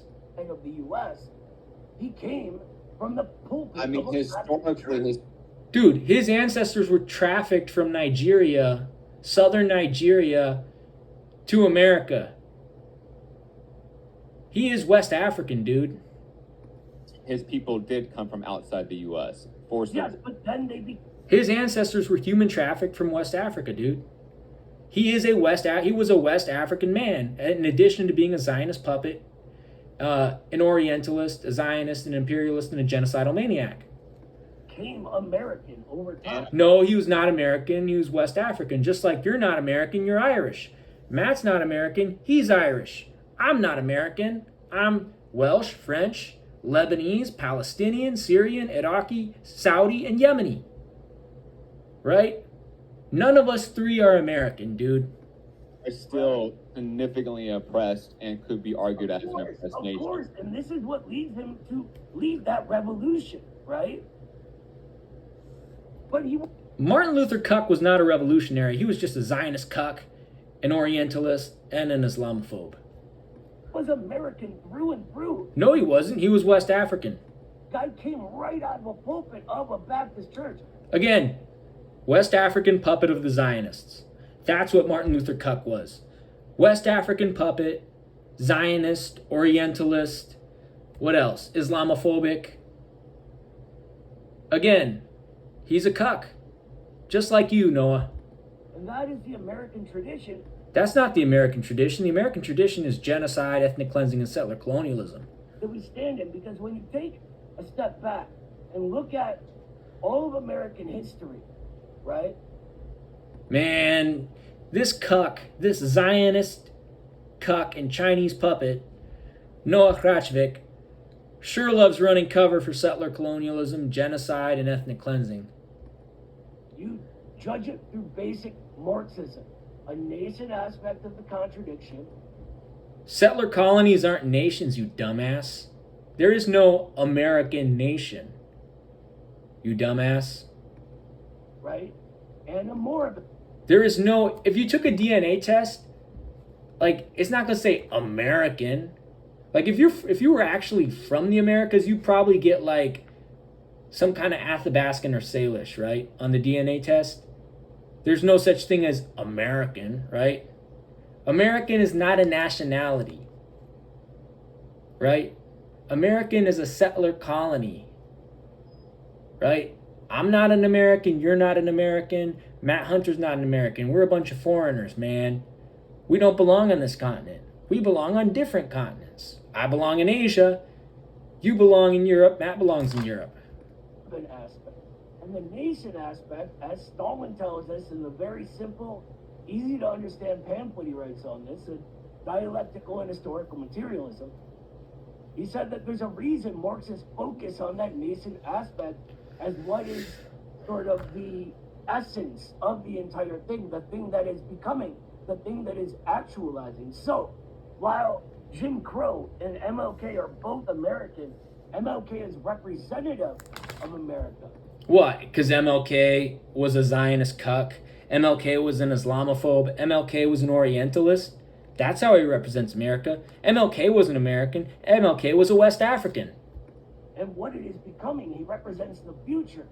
Just as they used to say that. Yeah, MLK represented genocide in Palestine, as well as Orientalism and Islamophobia. You Zionist cuck, you Chinese puppet. Communists were men from the future.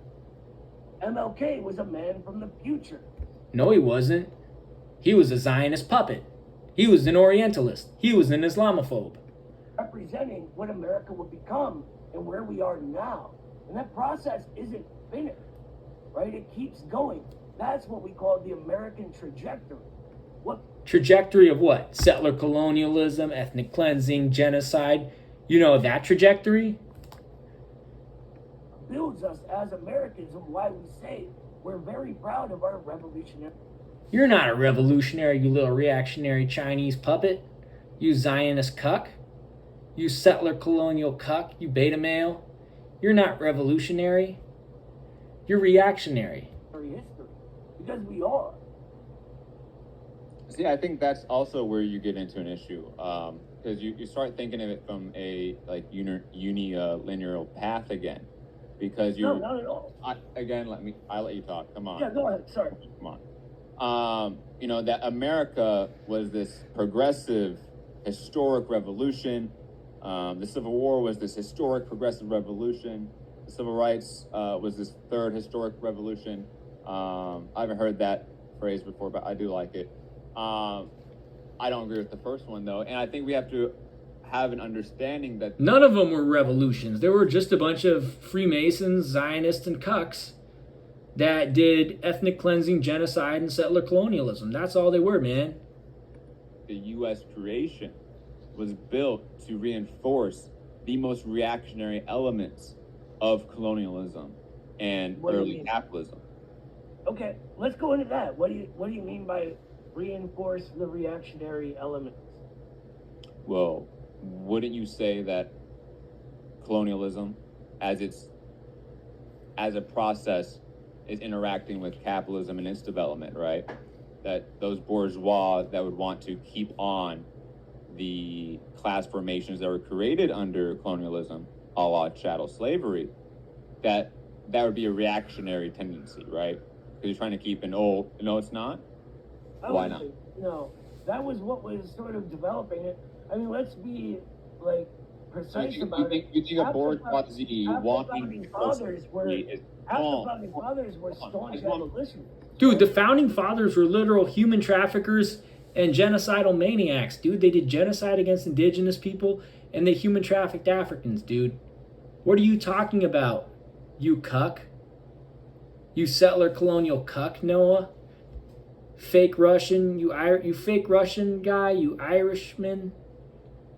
Right? I want to make sure we get this clear. So you think a bourgeoisie advocating for chattel slavery is not reactionary? No, I think you're that's literally what he said. And again, what a cuck, man. What a cuck. Incorrect is what I think.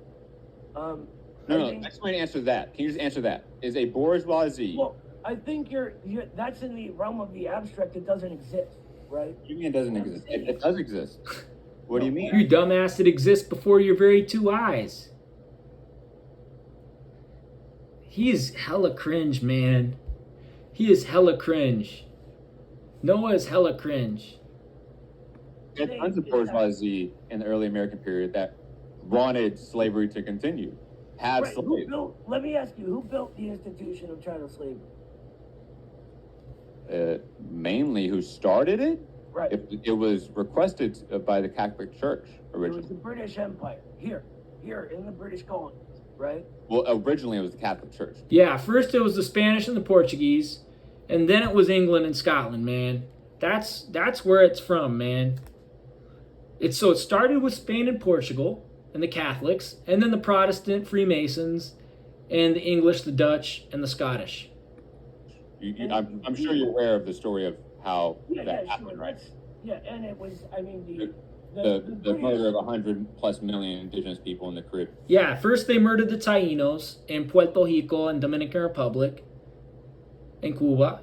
And then they brought in Africans to those places. The Spanish did. being in Right. Central America, Oh, right? it was horrible. Don't get me wrong. Like it was And one the, of the settlers biggest coming, pains on the human race in history, right? and then the But- settlers coming, right? Well, hold on. Let's be clear about this. The British Empire erects this institution of slavery, right? If you read what the founding fathers are actually saying, not a single one of them were saying, "Oh, we need to defend slavery." Although they, are you kidding me? They literally said that, bro. And they also used some derogatory language about indigenous peoples in the Declaration of Independence. You're a revisionist cuck, Noah. That's what you are. You chauvinist little revisionist cuck. You Zionist cuck. You Chinese puppet. That's what you are, dude. The Declaration of Independence is blatantly anti-indigenous. It says all sorts of derogatory things about indigenous peoples. Not a single But one. they did. But they did. Not, They hold on. Let me created the finish. Senate. Not a single one of them are saying, "Let's defend slavery." Let's. They literally did, though. Thomas Jefferson, dude. George Washington. Those were human traffickers, dude. They literally had slaves. What was slavery? Human trafficking, right? That's what literally they did, dude. Why are you running cover for Zionist Freemasons, Protestant Freemasons, who literally did human trafficking, right? Literally. Why are you running cover for literal human traffickers? That's kind of weird, dude. Blah blah blah. Slavery. In fact, half of the founding fathers They had slaves. were abolitionists. And another half had slaves. Who owned slaves was under the impression that that institution would fade away over time once they made it illegal to import slaves. He was dead wrong about it. And if you read his private sort of Again, he's running cover for literal human traffickers. What a cuck. What a cuck, dude. And then the way they talked about indigenous people in the Declaration of Independence and all these derogatory terms, dude. Shame on you, Noah. Midwest Marx is like a reactionary cult. back and forth, his letters, his journals, he's talking about how he worries for his soul because of what he's done. And he blames the British for forcing this economic theft onto the colonies, as does Thomas Paine, as does Ben Franklin. Yeah, because you're a fucking settler colonial cuck. That's what you are, Noah. You're a settler colonial cuck. Who started the first abolitionist paper in the U.S., right? But these aren't the perfect times. Thomas, Astaghfirullah. This guy is literally running cover for human traffickers. That's what Noah Hrachvik is doing. Slave owners were human traffickers, dude. That's what they did. Africans were literally trafficked to the Americas as slaves, man. Noah, this guy right here, he's a scumbag. The 1876 revolution was not fought for slavery at all. Yes, it was. Yes, it was. Slavery, settler colonialism, and indigenous genocide. What are you talking about? The settler colonialists, they wanted more land to do more genocide against indigenous people and then bring in traffic in more West Africans, man, and more Angolan people and Congolese people, man. What are you talking about? You're literally, Noah's literally running cover for human trafficking, genocide, ethnic cleansing, and settler colonialism. Oh, it was fought for home rule, right? And to develop... You keep slavery and then settle the rest of the continent, which... No. Matt's correct on this one, guys. The U.S. Revolution was fought literally to keep slavery and to do settler colonialism and genocide and ethnic cleansing against the indigenous people. That's literally what it was, dude. British Empire. It has nothing to do with slavery. It did. It had literally everything to do with slavery. Again, Noah Hrachvik is a Zionist clown and a Chinese puppet and a settler colonial cuck and a beta male. No, dude, I'm telling you, the original Declaration of Independence draft. And they mentioned derogatory words about indigenous people in the Declaration of Independence as well. So Noah's just blatantly wrong. literally had lines about ending slavery. You seem to be going from the sort of Gerald Horne settlers as a premise position. We've done a lot on You this. already admit that He's a settler very colonial. good writer who You already goes into admit. the actual inaccuracies in Gerald Horne's book. You already called admit that Marius settler Trot, colonialism. published his work. Hold on, no. You already admit that settler colonialism existed. So you don't need to try to denounce that it didn't exist. It existed. I'm not saying that at all. I'm not saying that at all.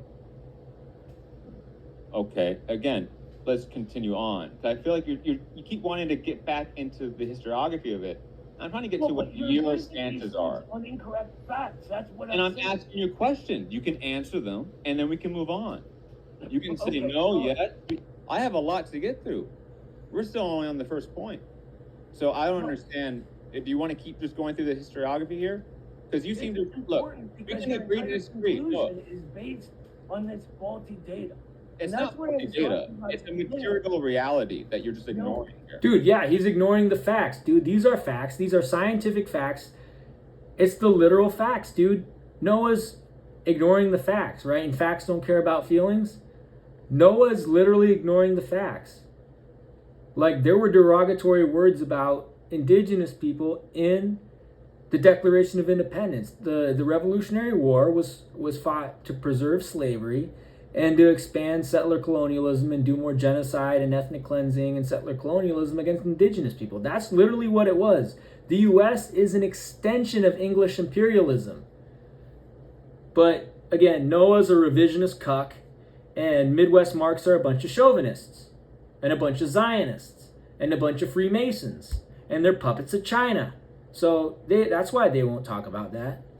That we No, have. it is not. This is the 1619 Project Foundation. Noah, And the reason Noah, the we New York have- Times Noah. promoted that. Native nations are internal colonies in the US.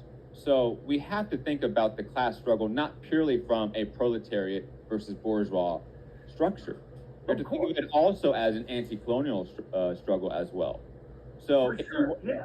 so if we're going to go towards an anti-colonial struggle, right, then we have to understand these settler colonial contradictions we have, because we in the U.S. are a settler colonial entity comparative to other countries that are not settler colonies, particularly.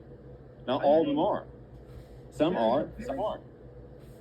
I think there's a very big difference between bourgeoisified enclosed property and like the settler colonialism of Israel, right?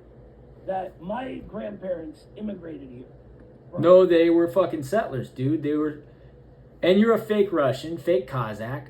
When I Google your last name on Forebears, it doesn't come up, man. What's the deal with that, man? You fraudulent clown. The Soviet Union and from Ireland. You're an Irishman. You're not They no were Russian. immigrants. They weren't settling. They were settlers, dude. The foreign invaders to a settler colony are always settlers. You're a foreign invader, you're a settler, right? In a settler colony, when you're a foreign invader, you're a settler, right? Such a clown. Anyway, they weren't kicking anyone off land. That had already happened. Yeah, they were settlers. They were foreign invaders from foreign countries, man. They're settlers. That's pretty self-explanatory. Right? And by the way, they didn't own But you're anything. saying that those material conditions are still there, though. You do understand that. Just No, because, no, that's like a Zionist going to Israel and being like, well, somebody already kicked the Palestinian off the land. I just moved in here. No. That's- Exactly. He's no different than the Zionist squatter, man. That's literally what he is, man. That's What the I'm same talking about thing. is an entire You're an American Zionist. plus See? years. American Zionist. This guy, American Zionist. American Zionist. Also puppet of China. American Zionist. That's what he is. He's an American Zionist. Of class struggle and the formation of a people. So if Israel has another 150 years, then it's no longer a settler colonial entity? Who knows what happens in 150 years? What I think is The settler never becomes native, dude. Just because I was born and raised in Alaska I'm always going to be a foreigner, man. This is my ancestry, man. See, this is my ancestry. Welsh, French, Lebanese, Palestinian, Saudi, Yemeni, Iraqi, Georgian, right? That's my ancestry, man. When these are my genetics, you know, and another way you can tell I'm not from America,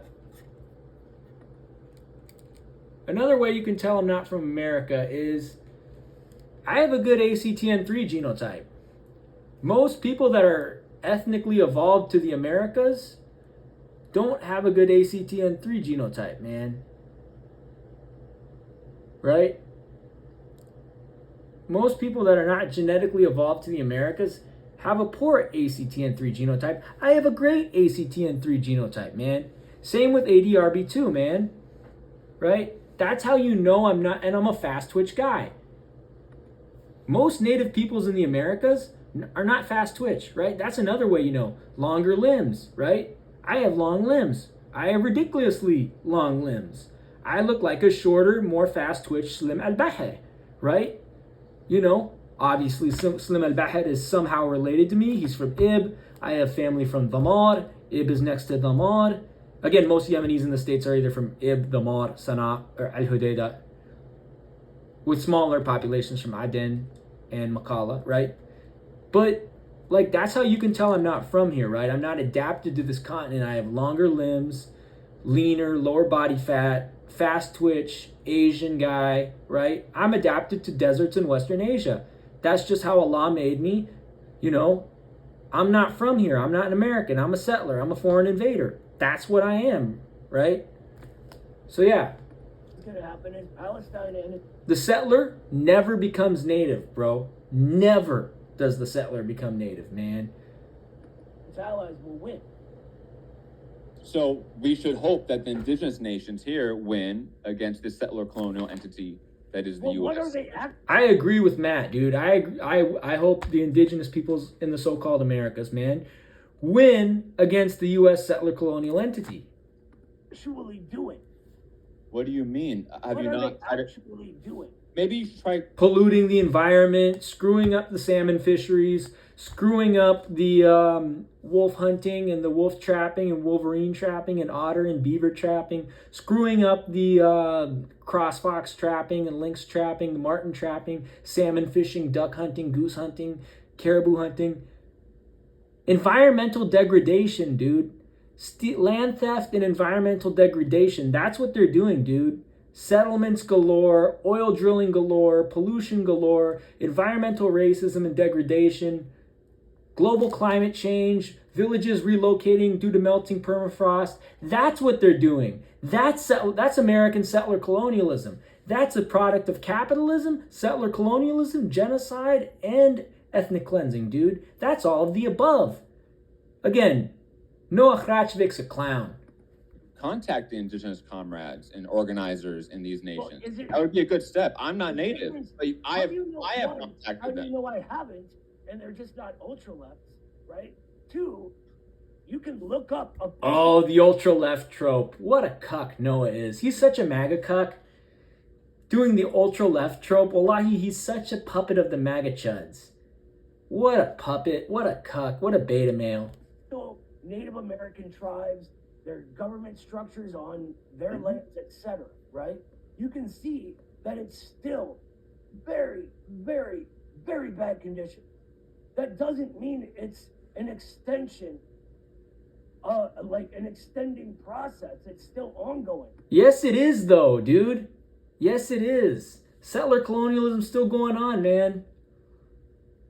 All the oil drilling up in Alaska, the mining up in Alaska, the trolling or trawling in the fishing industry in Alaska. People are literally coming up to Alaska for those industries, dude. That's resource extraction under the name of settler colonialism, dude. That's literally what it is, dude. Coming up, pillaging the resources, oppressing the indigenous people, stealing their culture and their land and their resources, man. That's literally settler colonialism. That's genocide. That's ethnic cleansing, dude. Right? Enclosures happened, westward expansion happened. Westward expansion was genocide. It was settler colonialism.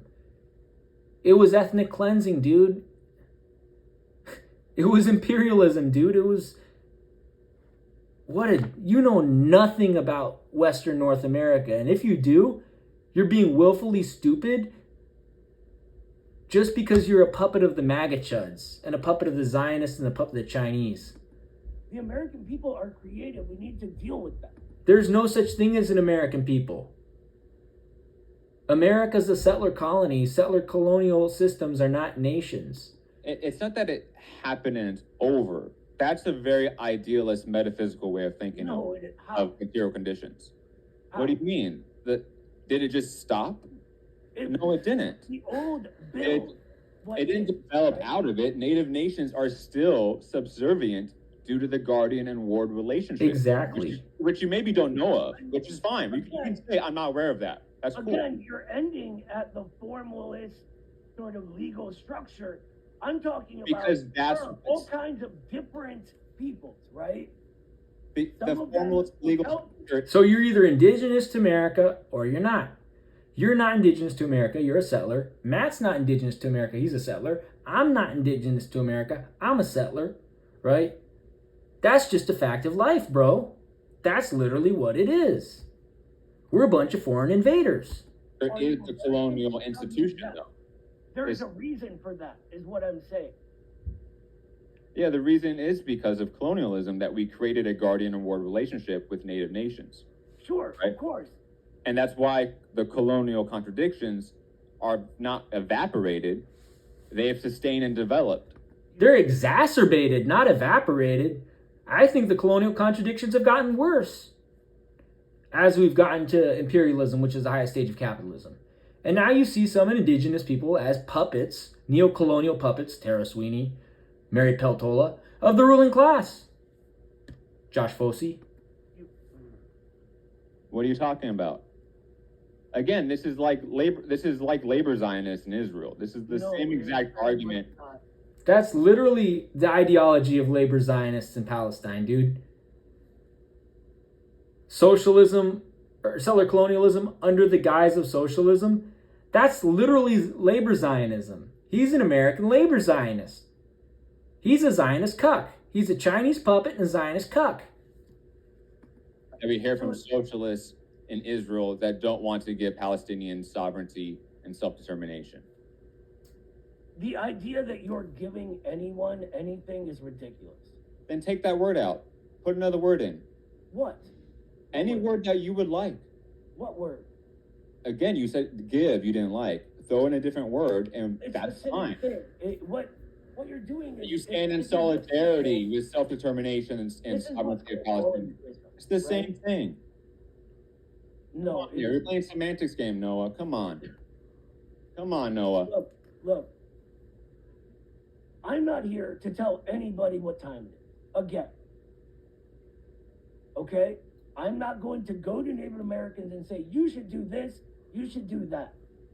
Right? I'm not going to do that. But I'm what you going to can worry do, about my people because our class interests align with theirs. It is that simple. what you can do though, is go to Native comrades and hear what they're asking you to do in solidarity, right? Well, who should I go to? The actual Native tribal structures or people that you like what they say? Both, whoever. Start doing it. What are you talking about? You're acting like you haven't. So in what capacity should I do this? What do you mean? You're an individual. Do it as an individual. Do it as a community organizer and activist, right? Do it In as a what way? journalist. What should I do? Do What it as can a I offer journalist. them? You What write. can I offer them? You write articles. I mean, not for People's World, but you do write articles. So, I mean, Yeah, but what are you saying I should do? What can I offer them? I didn't say offer them. What I just said was go and learn and listen to what they want you to do, right? And is there a reason I can't do this on the internet by reading what their tribal councils say, which I've done in the past? I mean, yeah, read Indigenous Marxists, read Indigenous comrades. Absolutely. I can give you a whole list of Indigenous comrades to read from. Okay, if you would like. I don't mean any offense here, my man. I really don't, but I don't want to take reading recommendations from you. Here's the thing. Yeah, because you have a myopic settler colonial worldview, man. Class what is proletarian internationalism? Let's get bigger picture. What is internationalism? Let's even say that, we'll even say they're all separate nations unto themselves, right? That's fine. We'll just say it. What is proletarian internationalism? Are you seriously asking me that right now? Yes. I mean, I feel like we've been talking about this for like 30 minutes, bro. I You don't want think to another so. topic? You don't think I know? I don't.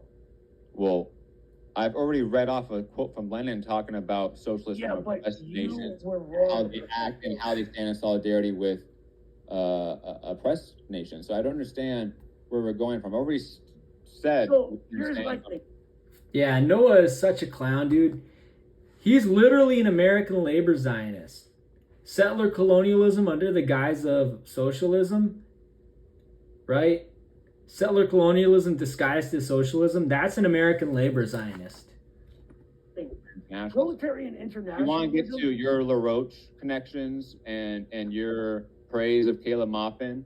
You want? Oh, they like the evil ginger? They like the Spanky Boy, Burger King, Spanky Tanky?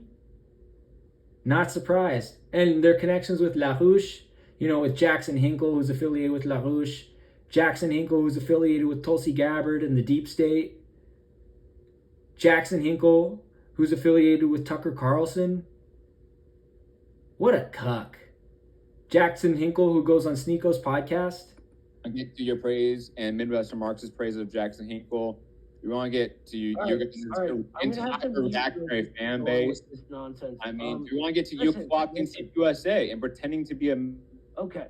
Oh shit, he pretended to be a member of CPUSA?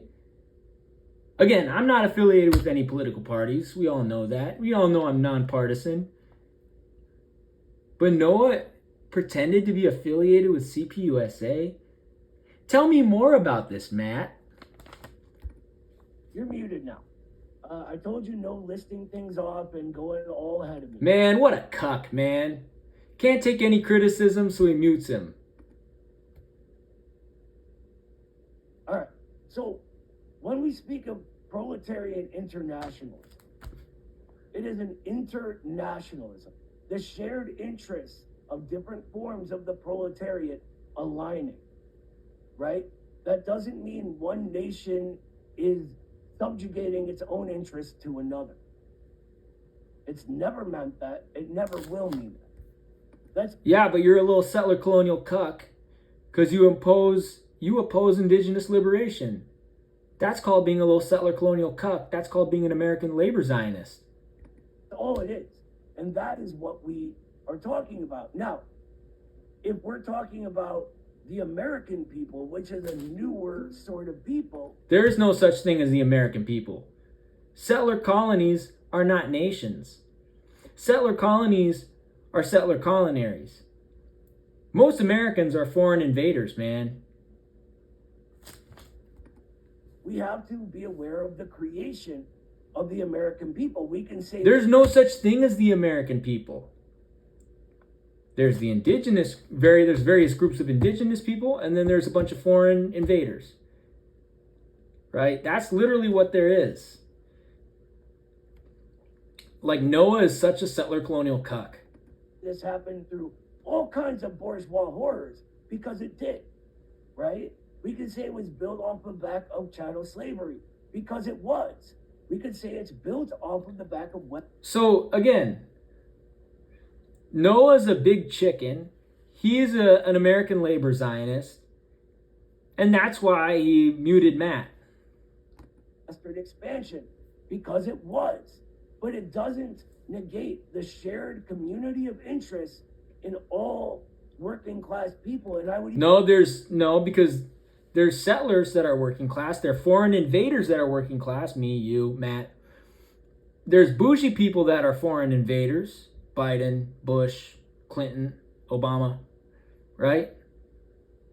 And then there's actual indigenous people who constitute an oppressed nation, right? Salish peoples, Athabascan peoples, etc., right?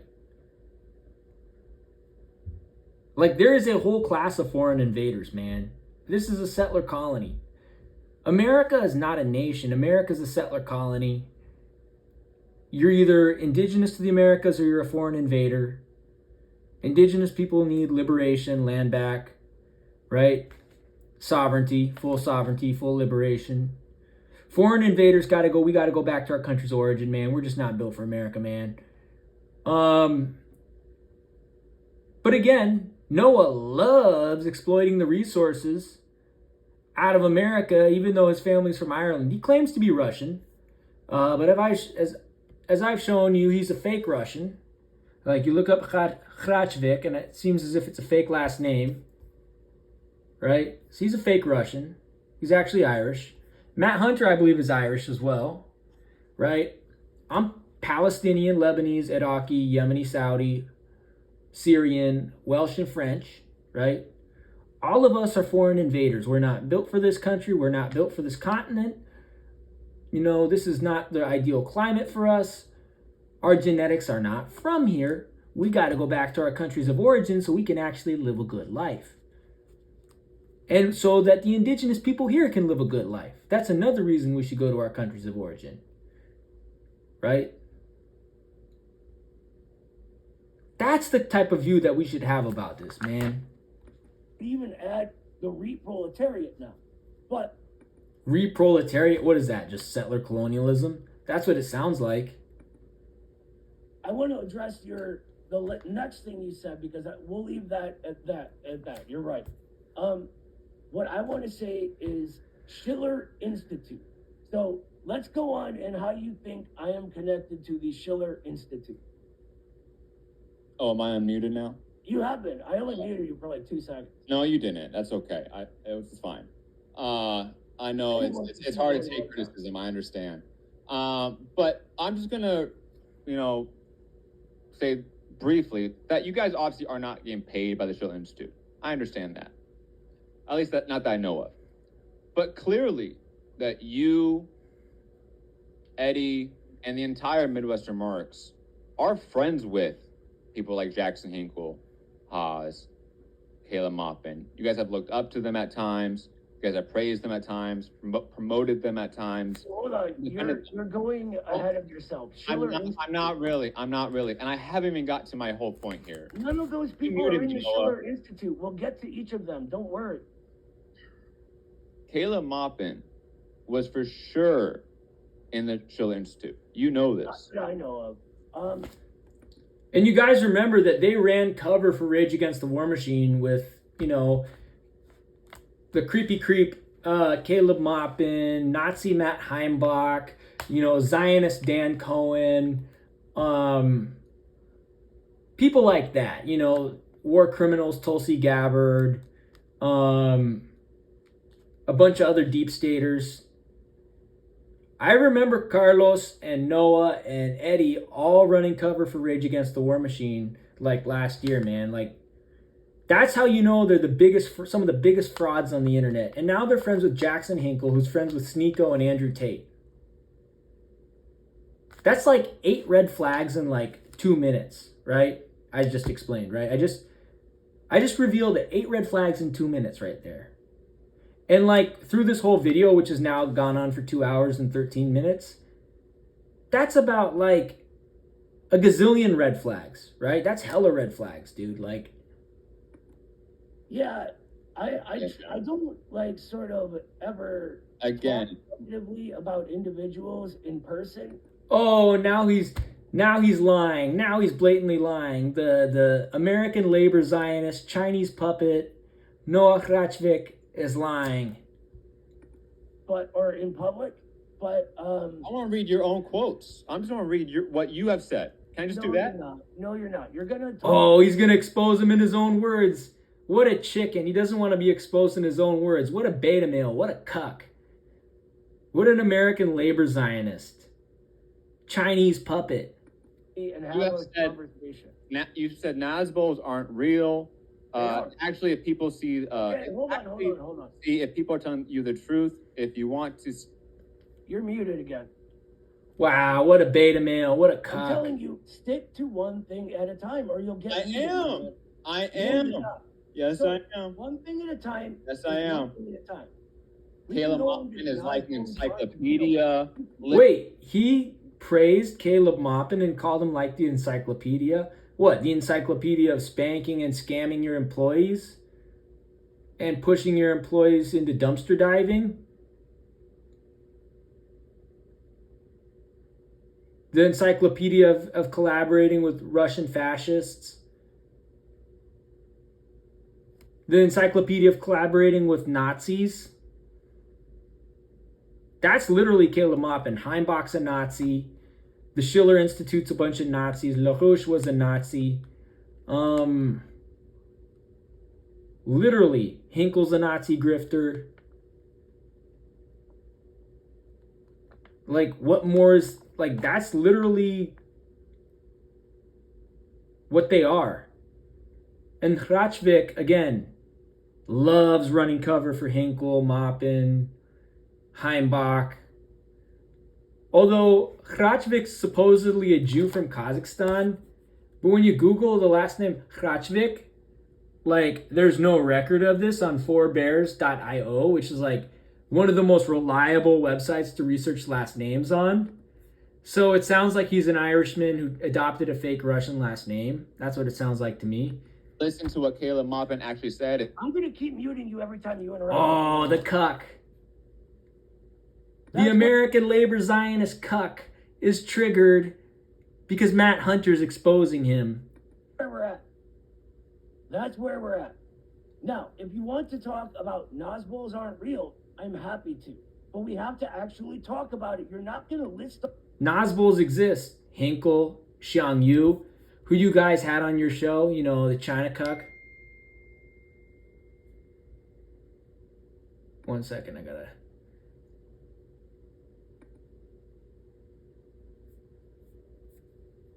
Yeah, they had this, like, Chinese guy, Chinese puppet of Xi Jinping, Xiang Yu, who's a total Nazbol.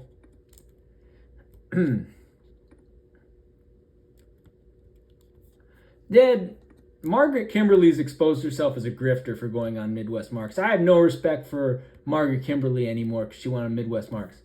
Here they go, the Chinese puppet Xiang Yu. Hello, everybody. And, dude, why are you wearing a keffiyeh when you literally ran cover for Zionists? And that's not even the real way to wear a keffiyeh. You put on a kufi and you either wear an egal or you go Yemeni style with the keffiyeh, man. You can go Palestinian style with the egal and put a kufi and then a keffiyeh and then an egal, and then, or you can go Yemeni style with just the kufi and the keffiyeh. Doesn't even know. See, this disbeliever doesn't know how to wear a keffiyeh. And look, Shang Yu, you know, the Nazbol from China who's a puppet of Xi Jinping, you know, the Zionist Xi Jinping who was buddies with Kissinger, that guy. Imperialist Zionist birds of a feather flock together. Do another Midwestern Marx Institute live Xiang Yu is literally a Nazbol, bro. broadcast. I'm here joined by an extra special guest from Taiwan today, Comrade Jiangju. We're going to be talking. Yeah, Taiwan is China light, dude. That is China, bro. And you know China's the second largest trading partner of the Zionist entity. So they sold out to Zionist China, man. They're Chinese puppets, man. Stop a bunch of silly accusations without me addressing them. Shang Yu's a Nazbol.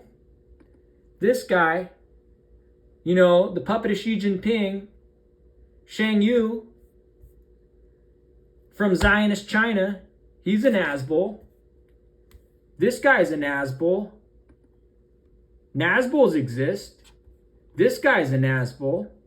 This guy's, however, is a Marxist. Definitely not a Nazbol. Do I disagree with him on some stuff? Yeah, but he's not a Nazbol. Quotes. They're your own.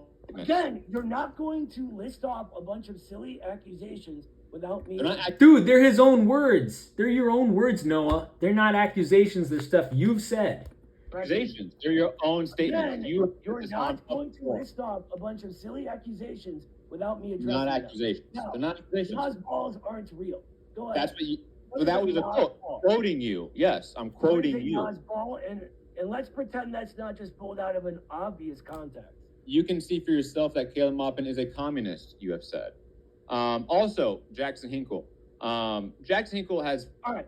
Until you can get back on the subject, we're not going to go by it. I'm sorry. We're going Wow, to go he's one by triggered. one. This is what happens when Nazbols get triggered by the truth.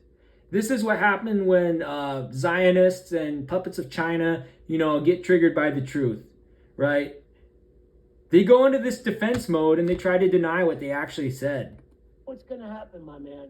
It's not going to happen any other way. You do it or you don't. It's up to you. I'm giving you an opportunity to actually talk.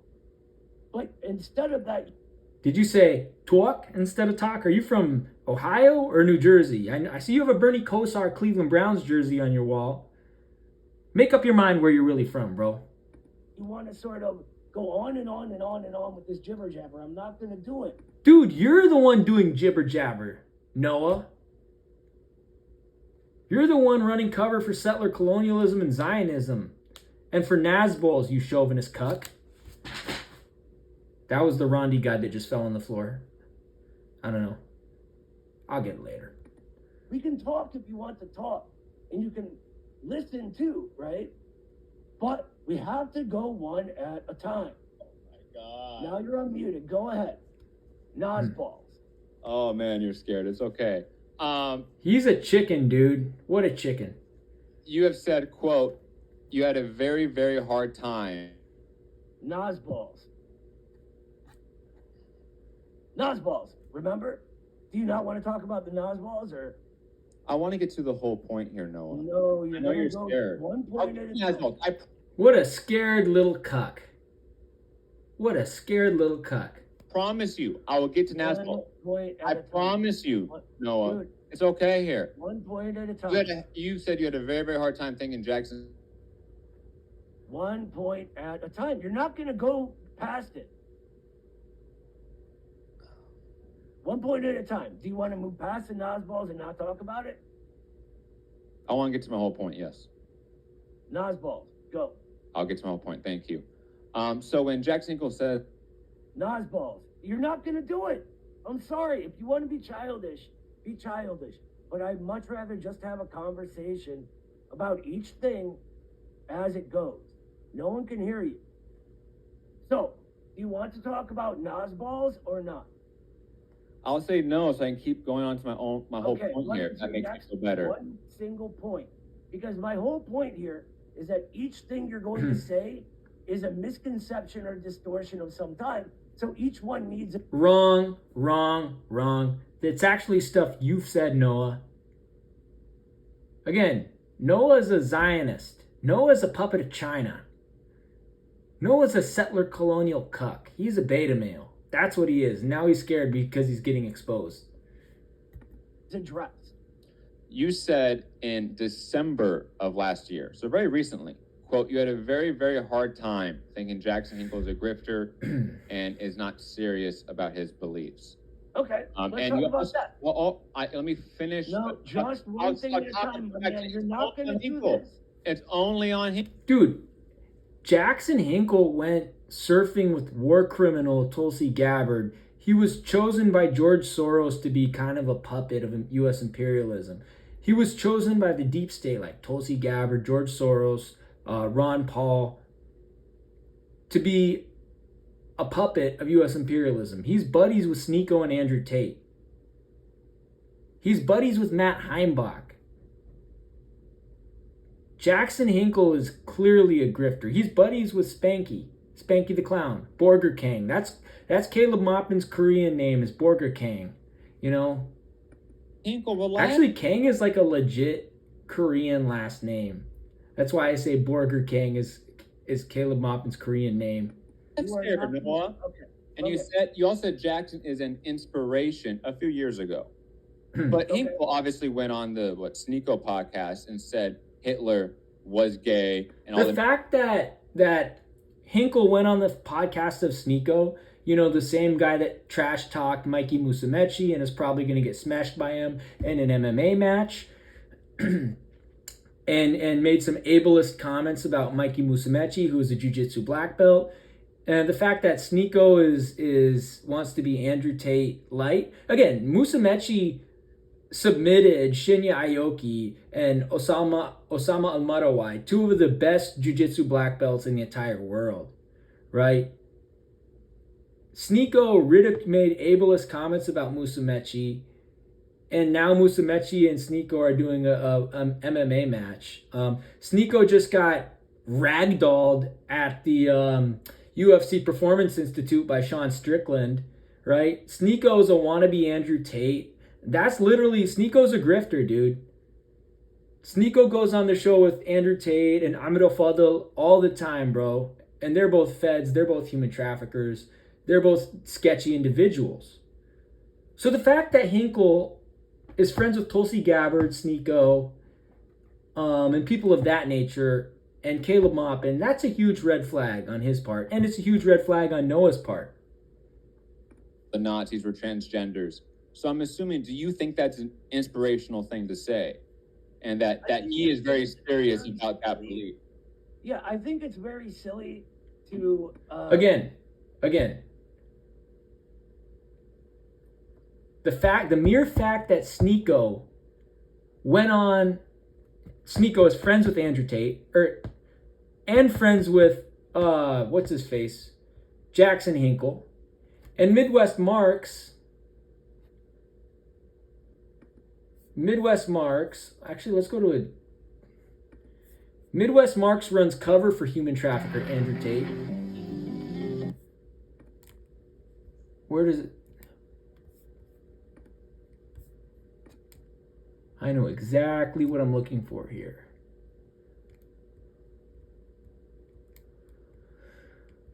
Where is the one about Andrew Tate? Oh, and look, Eddie sold out to Zionist Jubilee, which normalizes Zionist squatters and degenerates from Los Angeles. That's how you know Midwest Marx is a bunch of opportunists. But where's the one about Andrew Tate, man? Where's the one about that, man? Oh, look. Why are they running cover for Andrew Tate? And they have that weirdo George Galloway up there, man. Doesn't love Freshie. Andrew, like, what? That shit's for views, man.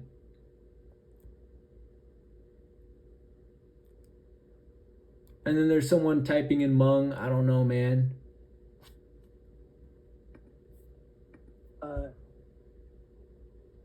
Try to act as if that's what I was talking about, when it clearly wasn't. I don't agree with him on everything, as I've said many times. Dude, the fact that there's the ties between Midwest Marx, Jackson Hinkle, Sneeko, Andrew Tate, that is sus. And we've established those ties. And then Hinkle has ties to Tulsi Gabbard, Matt Heimbach, the Schiller Institute, Caleb Maupin, a.k.a. Borger Kang. Those are big red flags, right? Those are big red flags. Again, big red flags.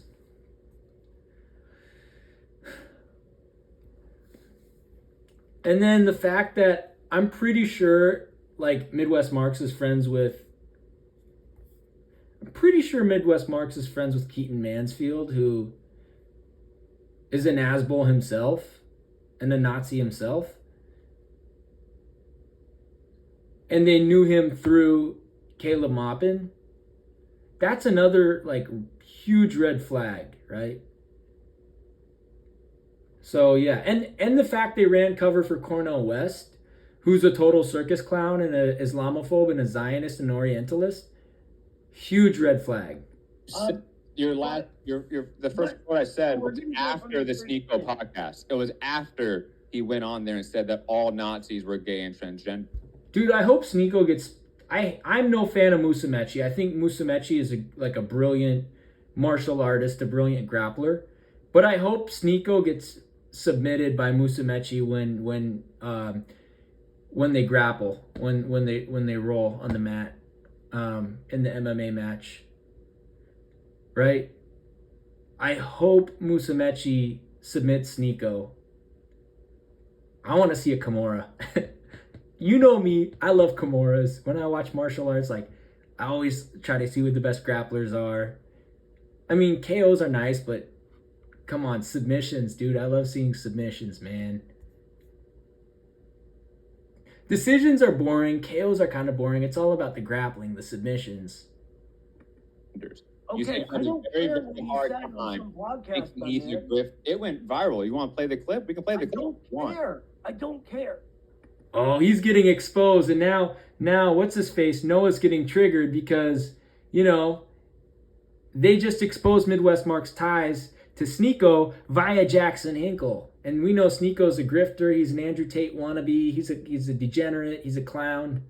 So do you I not don't think he's care. inspiration anymore because he's I clearly don't. a reactionary A idiot? person and that, that that Nazi- is saying people communism good and reaching millions of people, that's inspirational. Absolutely.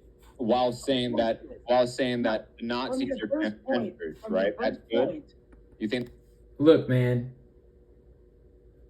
I'm from a little different viewpoint than Matt on here. I'm from a little different viewpoint on Matt, right? I come from more of an Islamic viewpoint. So again, I'm not the biggest fan of the LGBT community, right? I think we can all agree on that. You know, but I also hate the Nazis, right? Like I have a lot of my worldview is influenced by Islam, right? Which, if you know my family's history, you know why it would make sense, right? But the mere fact that Jackson Hinkle spoke with Sneeko, who made ableist comments about jiu-jitsu black belt Mikey Musumeci, like and who is friends with Andrew Tate, that's a big red flag. and that's good that he's saying you transgenders are Nazis, right? Like I don't necessarily care what he said on the Sneeko podcast. It's just the mere fact that he was on the Sneeko podcast. Given how big a scumbag Sneeko is. Don't make me mute you again. But you're saying that's good because he's talking. And a friend of a friend knows Sneeko. So if you know who Anne-Marie Chase, she knows a former neighbor of mine, Yogo Man, aka Ian Borowski, and actually interned for Sneeko in New York. And word on the street is Sneeko's toxic. Right? But your first point is that I said I have a hard time believing that he's a grifter, and then all of his And Anne-Marie Chase is like one of the most imperialist people in Alaska. So if Anne-Marie Chase is saying that Sneeko's toxic, then Sneeko's toxic. politics aren't exactly what he thinks. And going on the Sneeko podcast in itself is a red flag. I don't care to go over what he said on the Sneeko podcast, but going on the Sneeko podcast is in itself a red flag. I don't think that's true, of course. Why wouldn't he actually say what he thinks? If you have some Also, Sneeko almost got kicked out of Bradley Martin's gym for smoking in it. So, yeah, Sneeko's a bad guy. Sneeko's evil. He's a degenerate. Almost as bad as like Jack Doherty and Neon. evidence I'm unaware of that he's lying about his views, by all means, let me know. I'll look. And who's the guy? The Muslim metaphysician talked about how Hinkle is a grifter. I'm going to do a whole video on that. And how Hinkle was running cover for Netanyahu. Hinkle was running cover for the Zionist entity. Hinkle was running cover for China. Like, all these satanic Zionist things, Hinkle was running cover for them. And then you have to analyze his ties to Tulsi Gabbard, his ties to Sneeko, Caleb Mop, and Matt Heimbach, the Schiller Institute, Ron Paul. It's all connected, dude. It's a pattern. And now his ties to Midwest Marx are under scrutiny. Just because of how he's a grifter. They're Zionists. They're puppets of China. You know, they're settler colonialists and settler colonial apologists. So yeah. Those are under scrutiny. And Hinkle, at the end of the day, is a grifter. Midwestern Marx is a bunch of grifters as well. And they're Zionists and they're puppets of China. Look at it. But I have no reason to believe that he's lying. And you don't have to take money from China to be a puppet of China. You just have to push their Zionist agenda, and that's what Midwest Marx does. About something. I think this is actually what he thinks. And I think if you have a problem with him, you should maybe talk to him, because I'm not him. I don't agree with him on everything. I've spoken to the man once in my life. He could not have been more I bet Noah's lying about that. polite. He's never attacked me. He's never... Yeah, because you're a cuck. You're a yes man. You're an imperialist. You're a Zionist. You're a puppet of China, Noah. That's what you are. Perpetrated lies against me with like some other people. I mean, if you have a problem with someone else, go talk to that someone else. You. Oh, you muted me. I have a problem with you supporting this guy, calling him an inspiration, while he is. And you also just said, if he's saying communism is good, then go for it, right? Well, While let me ask you. oh, dude, Noah, come Let me on. ask you, man. how many... Do you want how to many just talk? Do you want the horses podcast to yourself? do you think he's gotten to? Do you want the podcast to consider yourself? something else? Do you right? want the podcast to yourself, Noah? Because you won't even let me talk. Well, first of all, this is my show, not yours. Cool. Understandable, but you invited me on. You asked me to come on. Let's not forget Second. that. Second, You were begging me to come on, Noah. Don't forget that. dude, you're gonna look. If he has anything not on the level, if you have some evidence, I'd love to see it. But I want to get to his. I want to get to his. The argument is that someone else that isn't me said a thing that I didn't say. Go talk to that dude. Can you Because I'm denounce not it? him. Why don't you just denounce and condemn that statement by Because him? I don't ever denounce and condemn anyone. I think that is the problem of the purity fetish. Oh, the purity fetish. Nazi Noah Hrachvik, Zionist Chinese puppet Noah Hrachvik, and is using the term made up by his little buddy Carlos Carrillo. The purity fetish. So when all these creepy motherfuckers like Scott Ritter, who's a sex offender, and Matt Heimbach, who's a Nazi. Also, Scott Ritter was a Mossad asset in the 90s, and probably still is. So when you're associated with Scott Ritter, when you're associated with Jackson Hinkle, with Nurit Peled, Amos Poe, running cover for Natan Levy, associated with Shang Yu, associated with Caleb Maupin, Jackson Hinkle, associated with Jose Hernandez Huerbo, who's a Zionist grifter and a weirdo Zoomer. When you're associated with all those people, the purity fetish is not a fetish.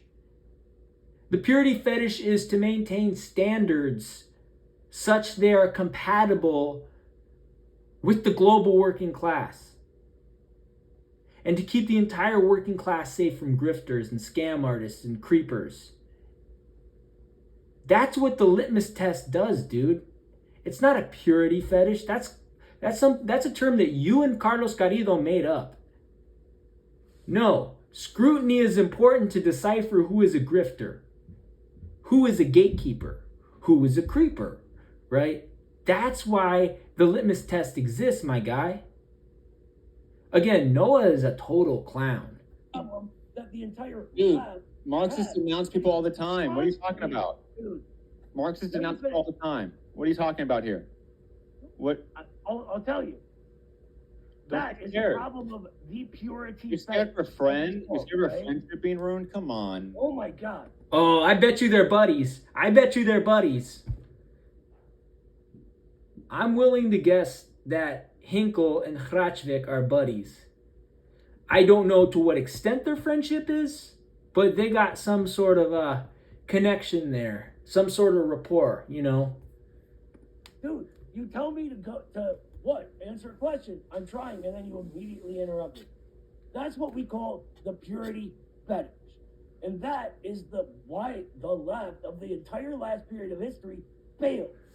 It is cannibalistic. No, the the left fails because they believe in postmodernism and liberalism and secularism. That's why the left failed. The left failed because they didn't accept Islam. And they don't have any principles, man. It is constantly eating itself, and all it does is attack all kinds. Yeah, because that's justified, dude. When you have creepers like Scott Ritter and Caleb Maupin and Nazis like Matt Heimbach and Freemasons and feds like glowies like Jackson Hinkle and Robert Lamb, who are literally Nazbols and Nazis, then that's what you have to do. You have to be vigilant and screen people out, man. If they smell bad, if their fucking politics, their politics smell bad, like Jared Ball, like Diallo Kenyatta, like Cornel West, then you gotta sniff that out. You gotta be able to see patterns of behavior, dude. It's simple, dude. And that's why there exists a litmus test. Of other people for imagined transgressions, real transgressions. Yeah, real transgressions, dude. Ritter being a sex offender, Hinkle collaborating with Tulsi Gabbard and being a glowy and a federal agent, Haas being a federal agent, right? Caleb Maupin being an exploitative weirdo, right? And a creeper, right? What's his face? Eddie, Carlos, and your normalization and Danny Shaw's normalization of Zionist squatters and Nazbols and promotion of settler colonialism, Cornel West's Islamophobia and Orientalism and liberal Zionism. Those are all litmus tests, dude, and all you guys have failed those litmus tests. What we believe is that Marxism is fine on its own. It will stand on its own. Marxism can never stand on its own as long as there's settler colonialism, and that's a fact. If you notice, I've never canceled anyone. I'm not asking you to cancel them. And that's a problem that you've never canceled anybody, because there are people that are worth canceling. That's exactly what you're doing. You're saying condemn, blah, blah, blah. We don't condemn anyone, ever. What we condemn is our real enemy. Noah, you unmuted me so I can talk. So can I talk? Go ahead. So are you saying that when Jackson Hinkle says that all Nazis were transgenders and gays, you saying that that's correct, right? Is that your stance? What would make you think that is my stance? Because you're not saying it's wrong. Because I don't mean to say it's wrong. That's a silly thing to ask me. What do you mean? He's a guy that you've brought on your platform before. So I obviously he's a guy that you are continually defending. It's not like you guys brought Trotskyists on and talk to them too. Does that make me a Trotskyist? No. People disagree about all kinds of stuff. But you disagree with him. You are clearly stating right now that you will not disagree with him in public because that's canceling. And that's the purity fetish. It's funny, dude. You have to lie about what I'm saying. Dude, you're lying about what you're saying, Noah. You're lying about what you're saying, you weirdo. With your fake last name and fake Kazakhstani identity. You probably just did Kazakhstan goblet squats in the gym, and now you think you're from Kazakhstan and you adopted a Russian last name. You probably don't even know what Kazakhstan goblet squats are because you don't train with garage strength, peak strength. I mean, we have video recording. I know your reactionary fan base is going to be on your side, but everyone else is going to know what this was. Sure. That you can't simply say, oh, when Jackson Hinkle says that Nazis were transgenders and gays, that was wrong and not true. You can't even get the. Look, I'm no fan of the homosexuals, right? And I think the LGBT agenda is destroying society. But I'm pretty sure the Nazis actually targeted homosexuals, if I'm not mistaken. So what Hinkle said was factually incorrect, right? But again, I'm no fan of the LGBT agenda. I come from more of an Islamic worldview. Backbone as a man to say that. Come on, where's the masculinity here? Hey, Matt. Yeah, because Noah's a beta male. That was wrong and not true. See, it's very easy. Now, do you No. probably think that he maybe isn't an He's inspiration? stupid, and I don't condemn him for saying that. I don't Maybe care. he's not an inspiration though when he's saying I don't really care. reactionary Nazi shit. I don't care. I think maybe the problem is you, not Jackson Hinkle. Why are you so obsessed with what Jackson Hinkle thinks and says on some podcast? What do you mean? It went viral, and Oh. he has how many followers? Like clearly, he is a very big figure on online discourse. Yeah, Hinkle's a grifter and he's a huge problem. And the mere fact that he went on Sneako's podcast, and we know how Sneako slandered Mikey Musumeci, said all kinds of ableist stuff about him, and Musumeci and Hinkle are actually doing an MMA match, and I really hope Musumeci submits Hinkle in the first round. I want to see him use a heel hook, dude. I think now usually my favorite submissions are Kimuras and arm bars. Guillotines are nice too, but Kimuras and arm bars are my favorite submissions to see in martial arts. But I actually want to see him use a heel hook. I want to see Musumeci submit Sneako with the same heel hook he submitted Shinya Aoki with. I think that'd be pretty cool. Didn't he submit Osama Almarawai with a heel hook as well? Or some sort of variation of a heel hook? I'm pretty sure he did. I'll have to look into that.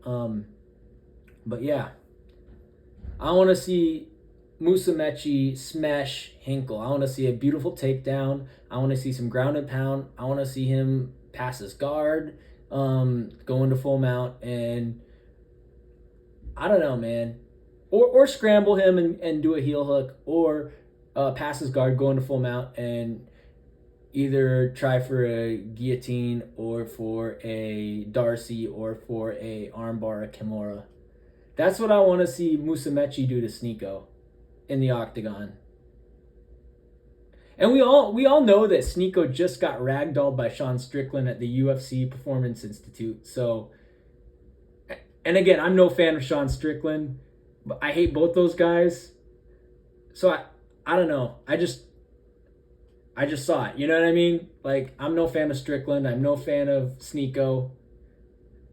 I would have to say my favorite martial artists are Bilal Muhammad and Osama Al-Marawai. And then after that, I'd probably go with Khamzat. And then after that, Khabib. And after that, I'd probably say Umar Nurmagomedov, Islam Makhachev, and Usman Nurmagomedov. So, yeah. Course. What do you mean we shouldn't care about it or have an opinion about it? I'm not looking to have opinions. All I see from you is, he said something bad.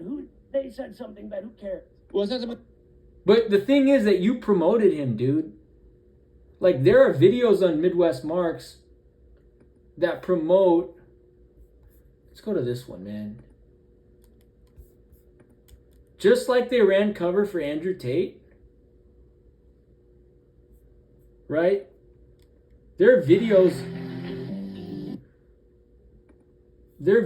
on Midwest Marx that promote Hinkle the Stinkle, man.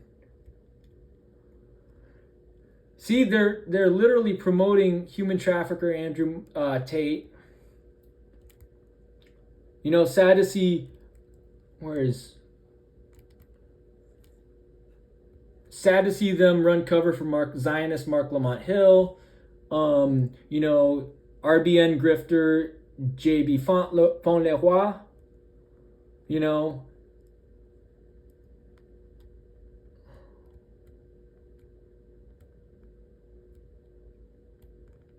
who else?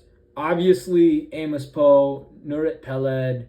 They ran cover for Natan Levy. They ran cover for Jimmy Carter. They sold out to Jubilee, which is Zionist and runs cover for Zionists, right? And which is a bunch of degenerates from Los Angeles, and we know how much I hate Los Angeles. And I think Los Angeles is a shithole.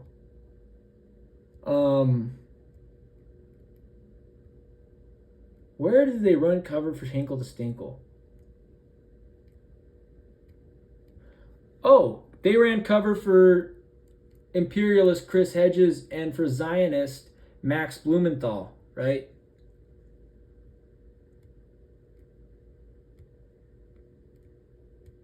They ran cover for Ronald Wilson Reagan. They've ran cover for Dan Cohen previously. Where is the Hinkle to Stinkle?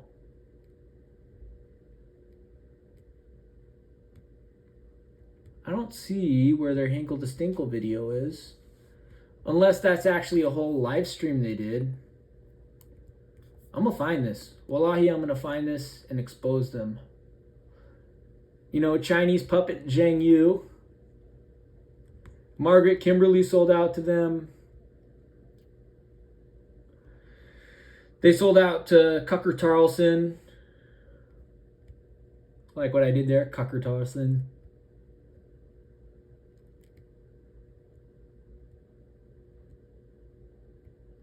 They sold out to MAGA Chud Anthony Monteiro.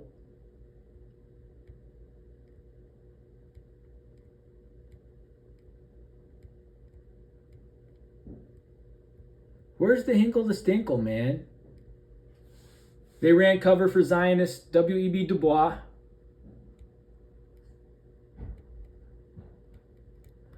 They collaborate with Zionist Destiny.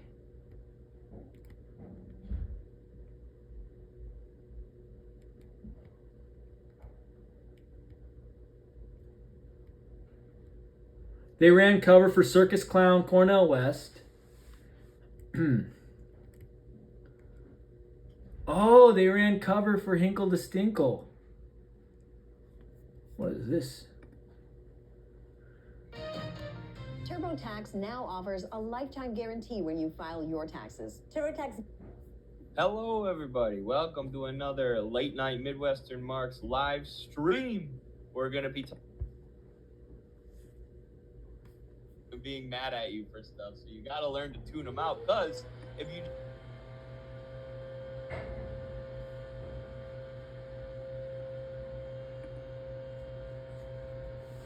property is protected in the Constitution, which, you know, socialism and communism is moving towards the abolition of private property. But Americans are very, very Hold up. attached to free speech, you know, and I think that's a good thing. I think that's one of the good. Female Rage says he sings the praises of Andrew Tate. I think he subscribes to his version of masculinity. Yeah, that's the case with Hinkle to Stinkle and with these two losers right here, Carlos and Eddie. Not surprised. Something that's just bad. It's not something that's just bad. It's something that clearly underlines that he is a reactionary to the core. I don't think you understand what reactionary means. Reactionary, right-winger, with a nefarious agenda, funded by the Zionists, like settler colonialism. That's reactionary to me.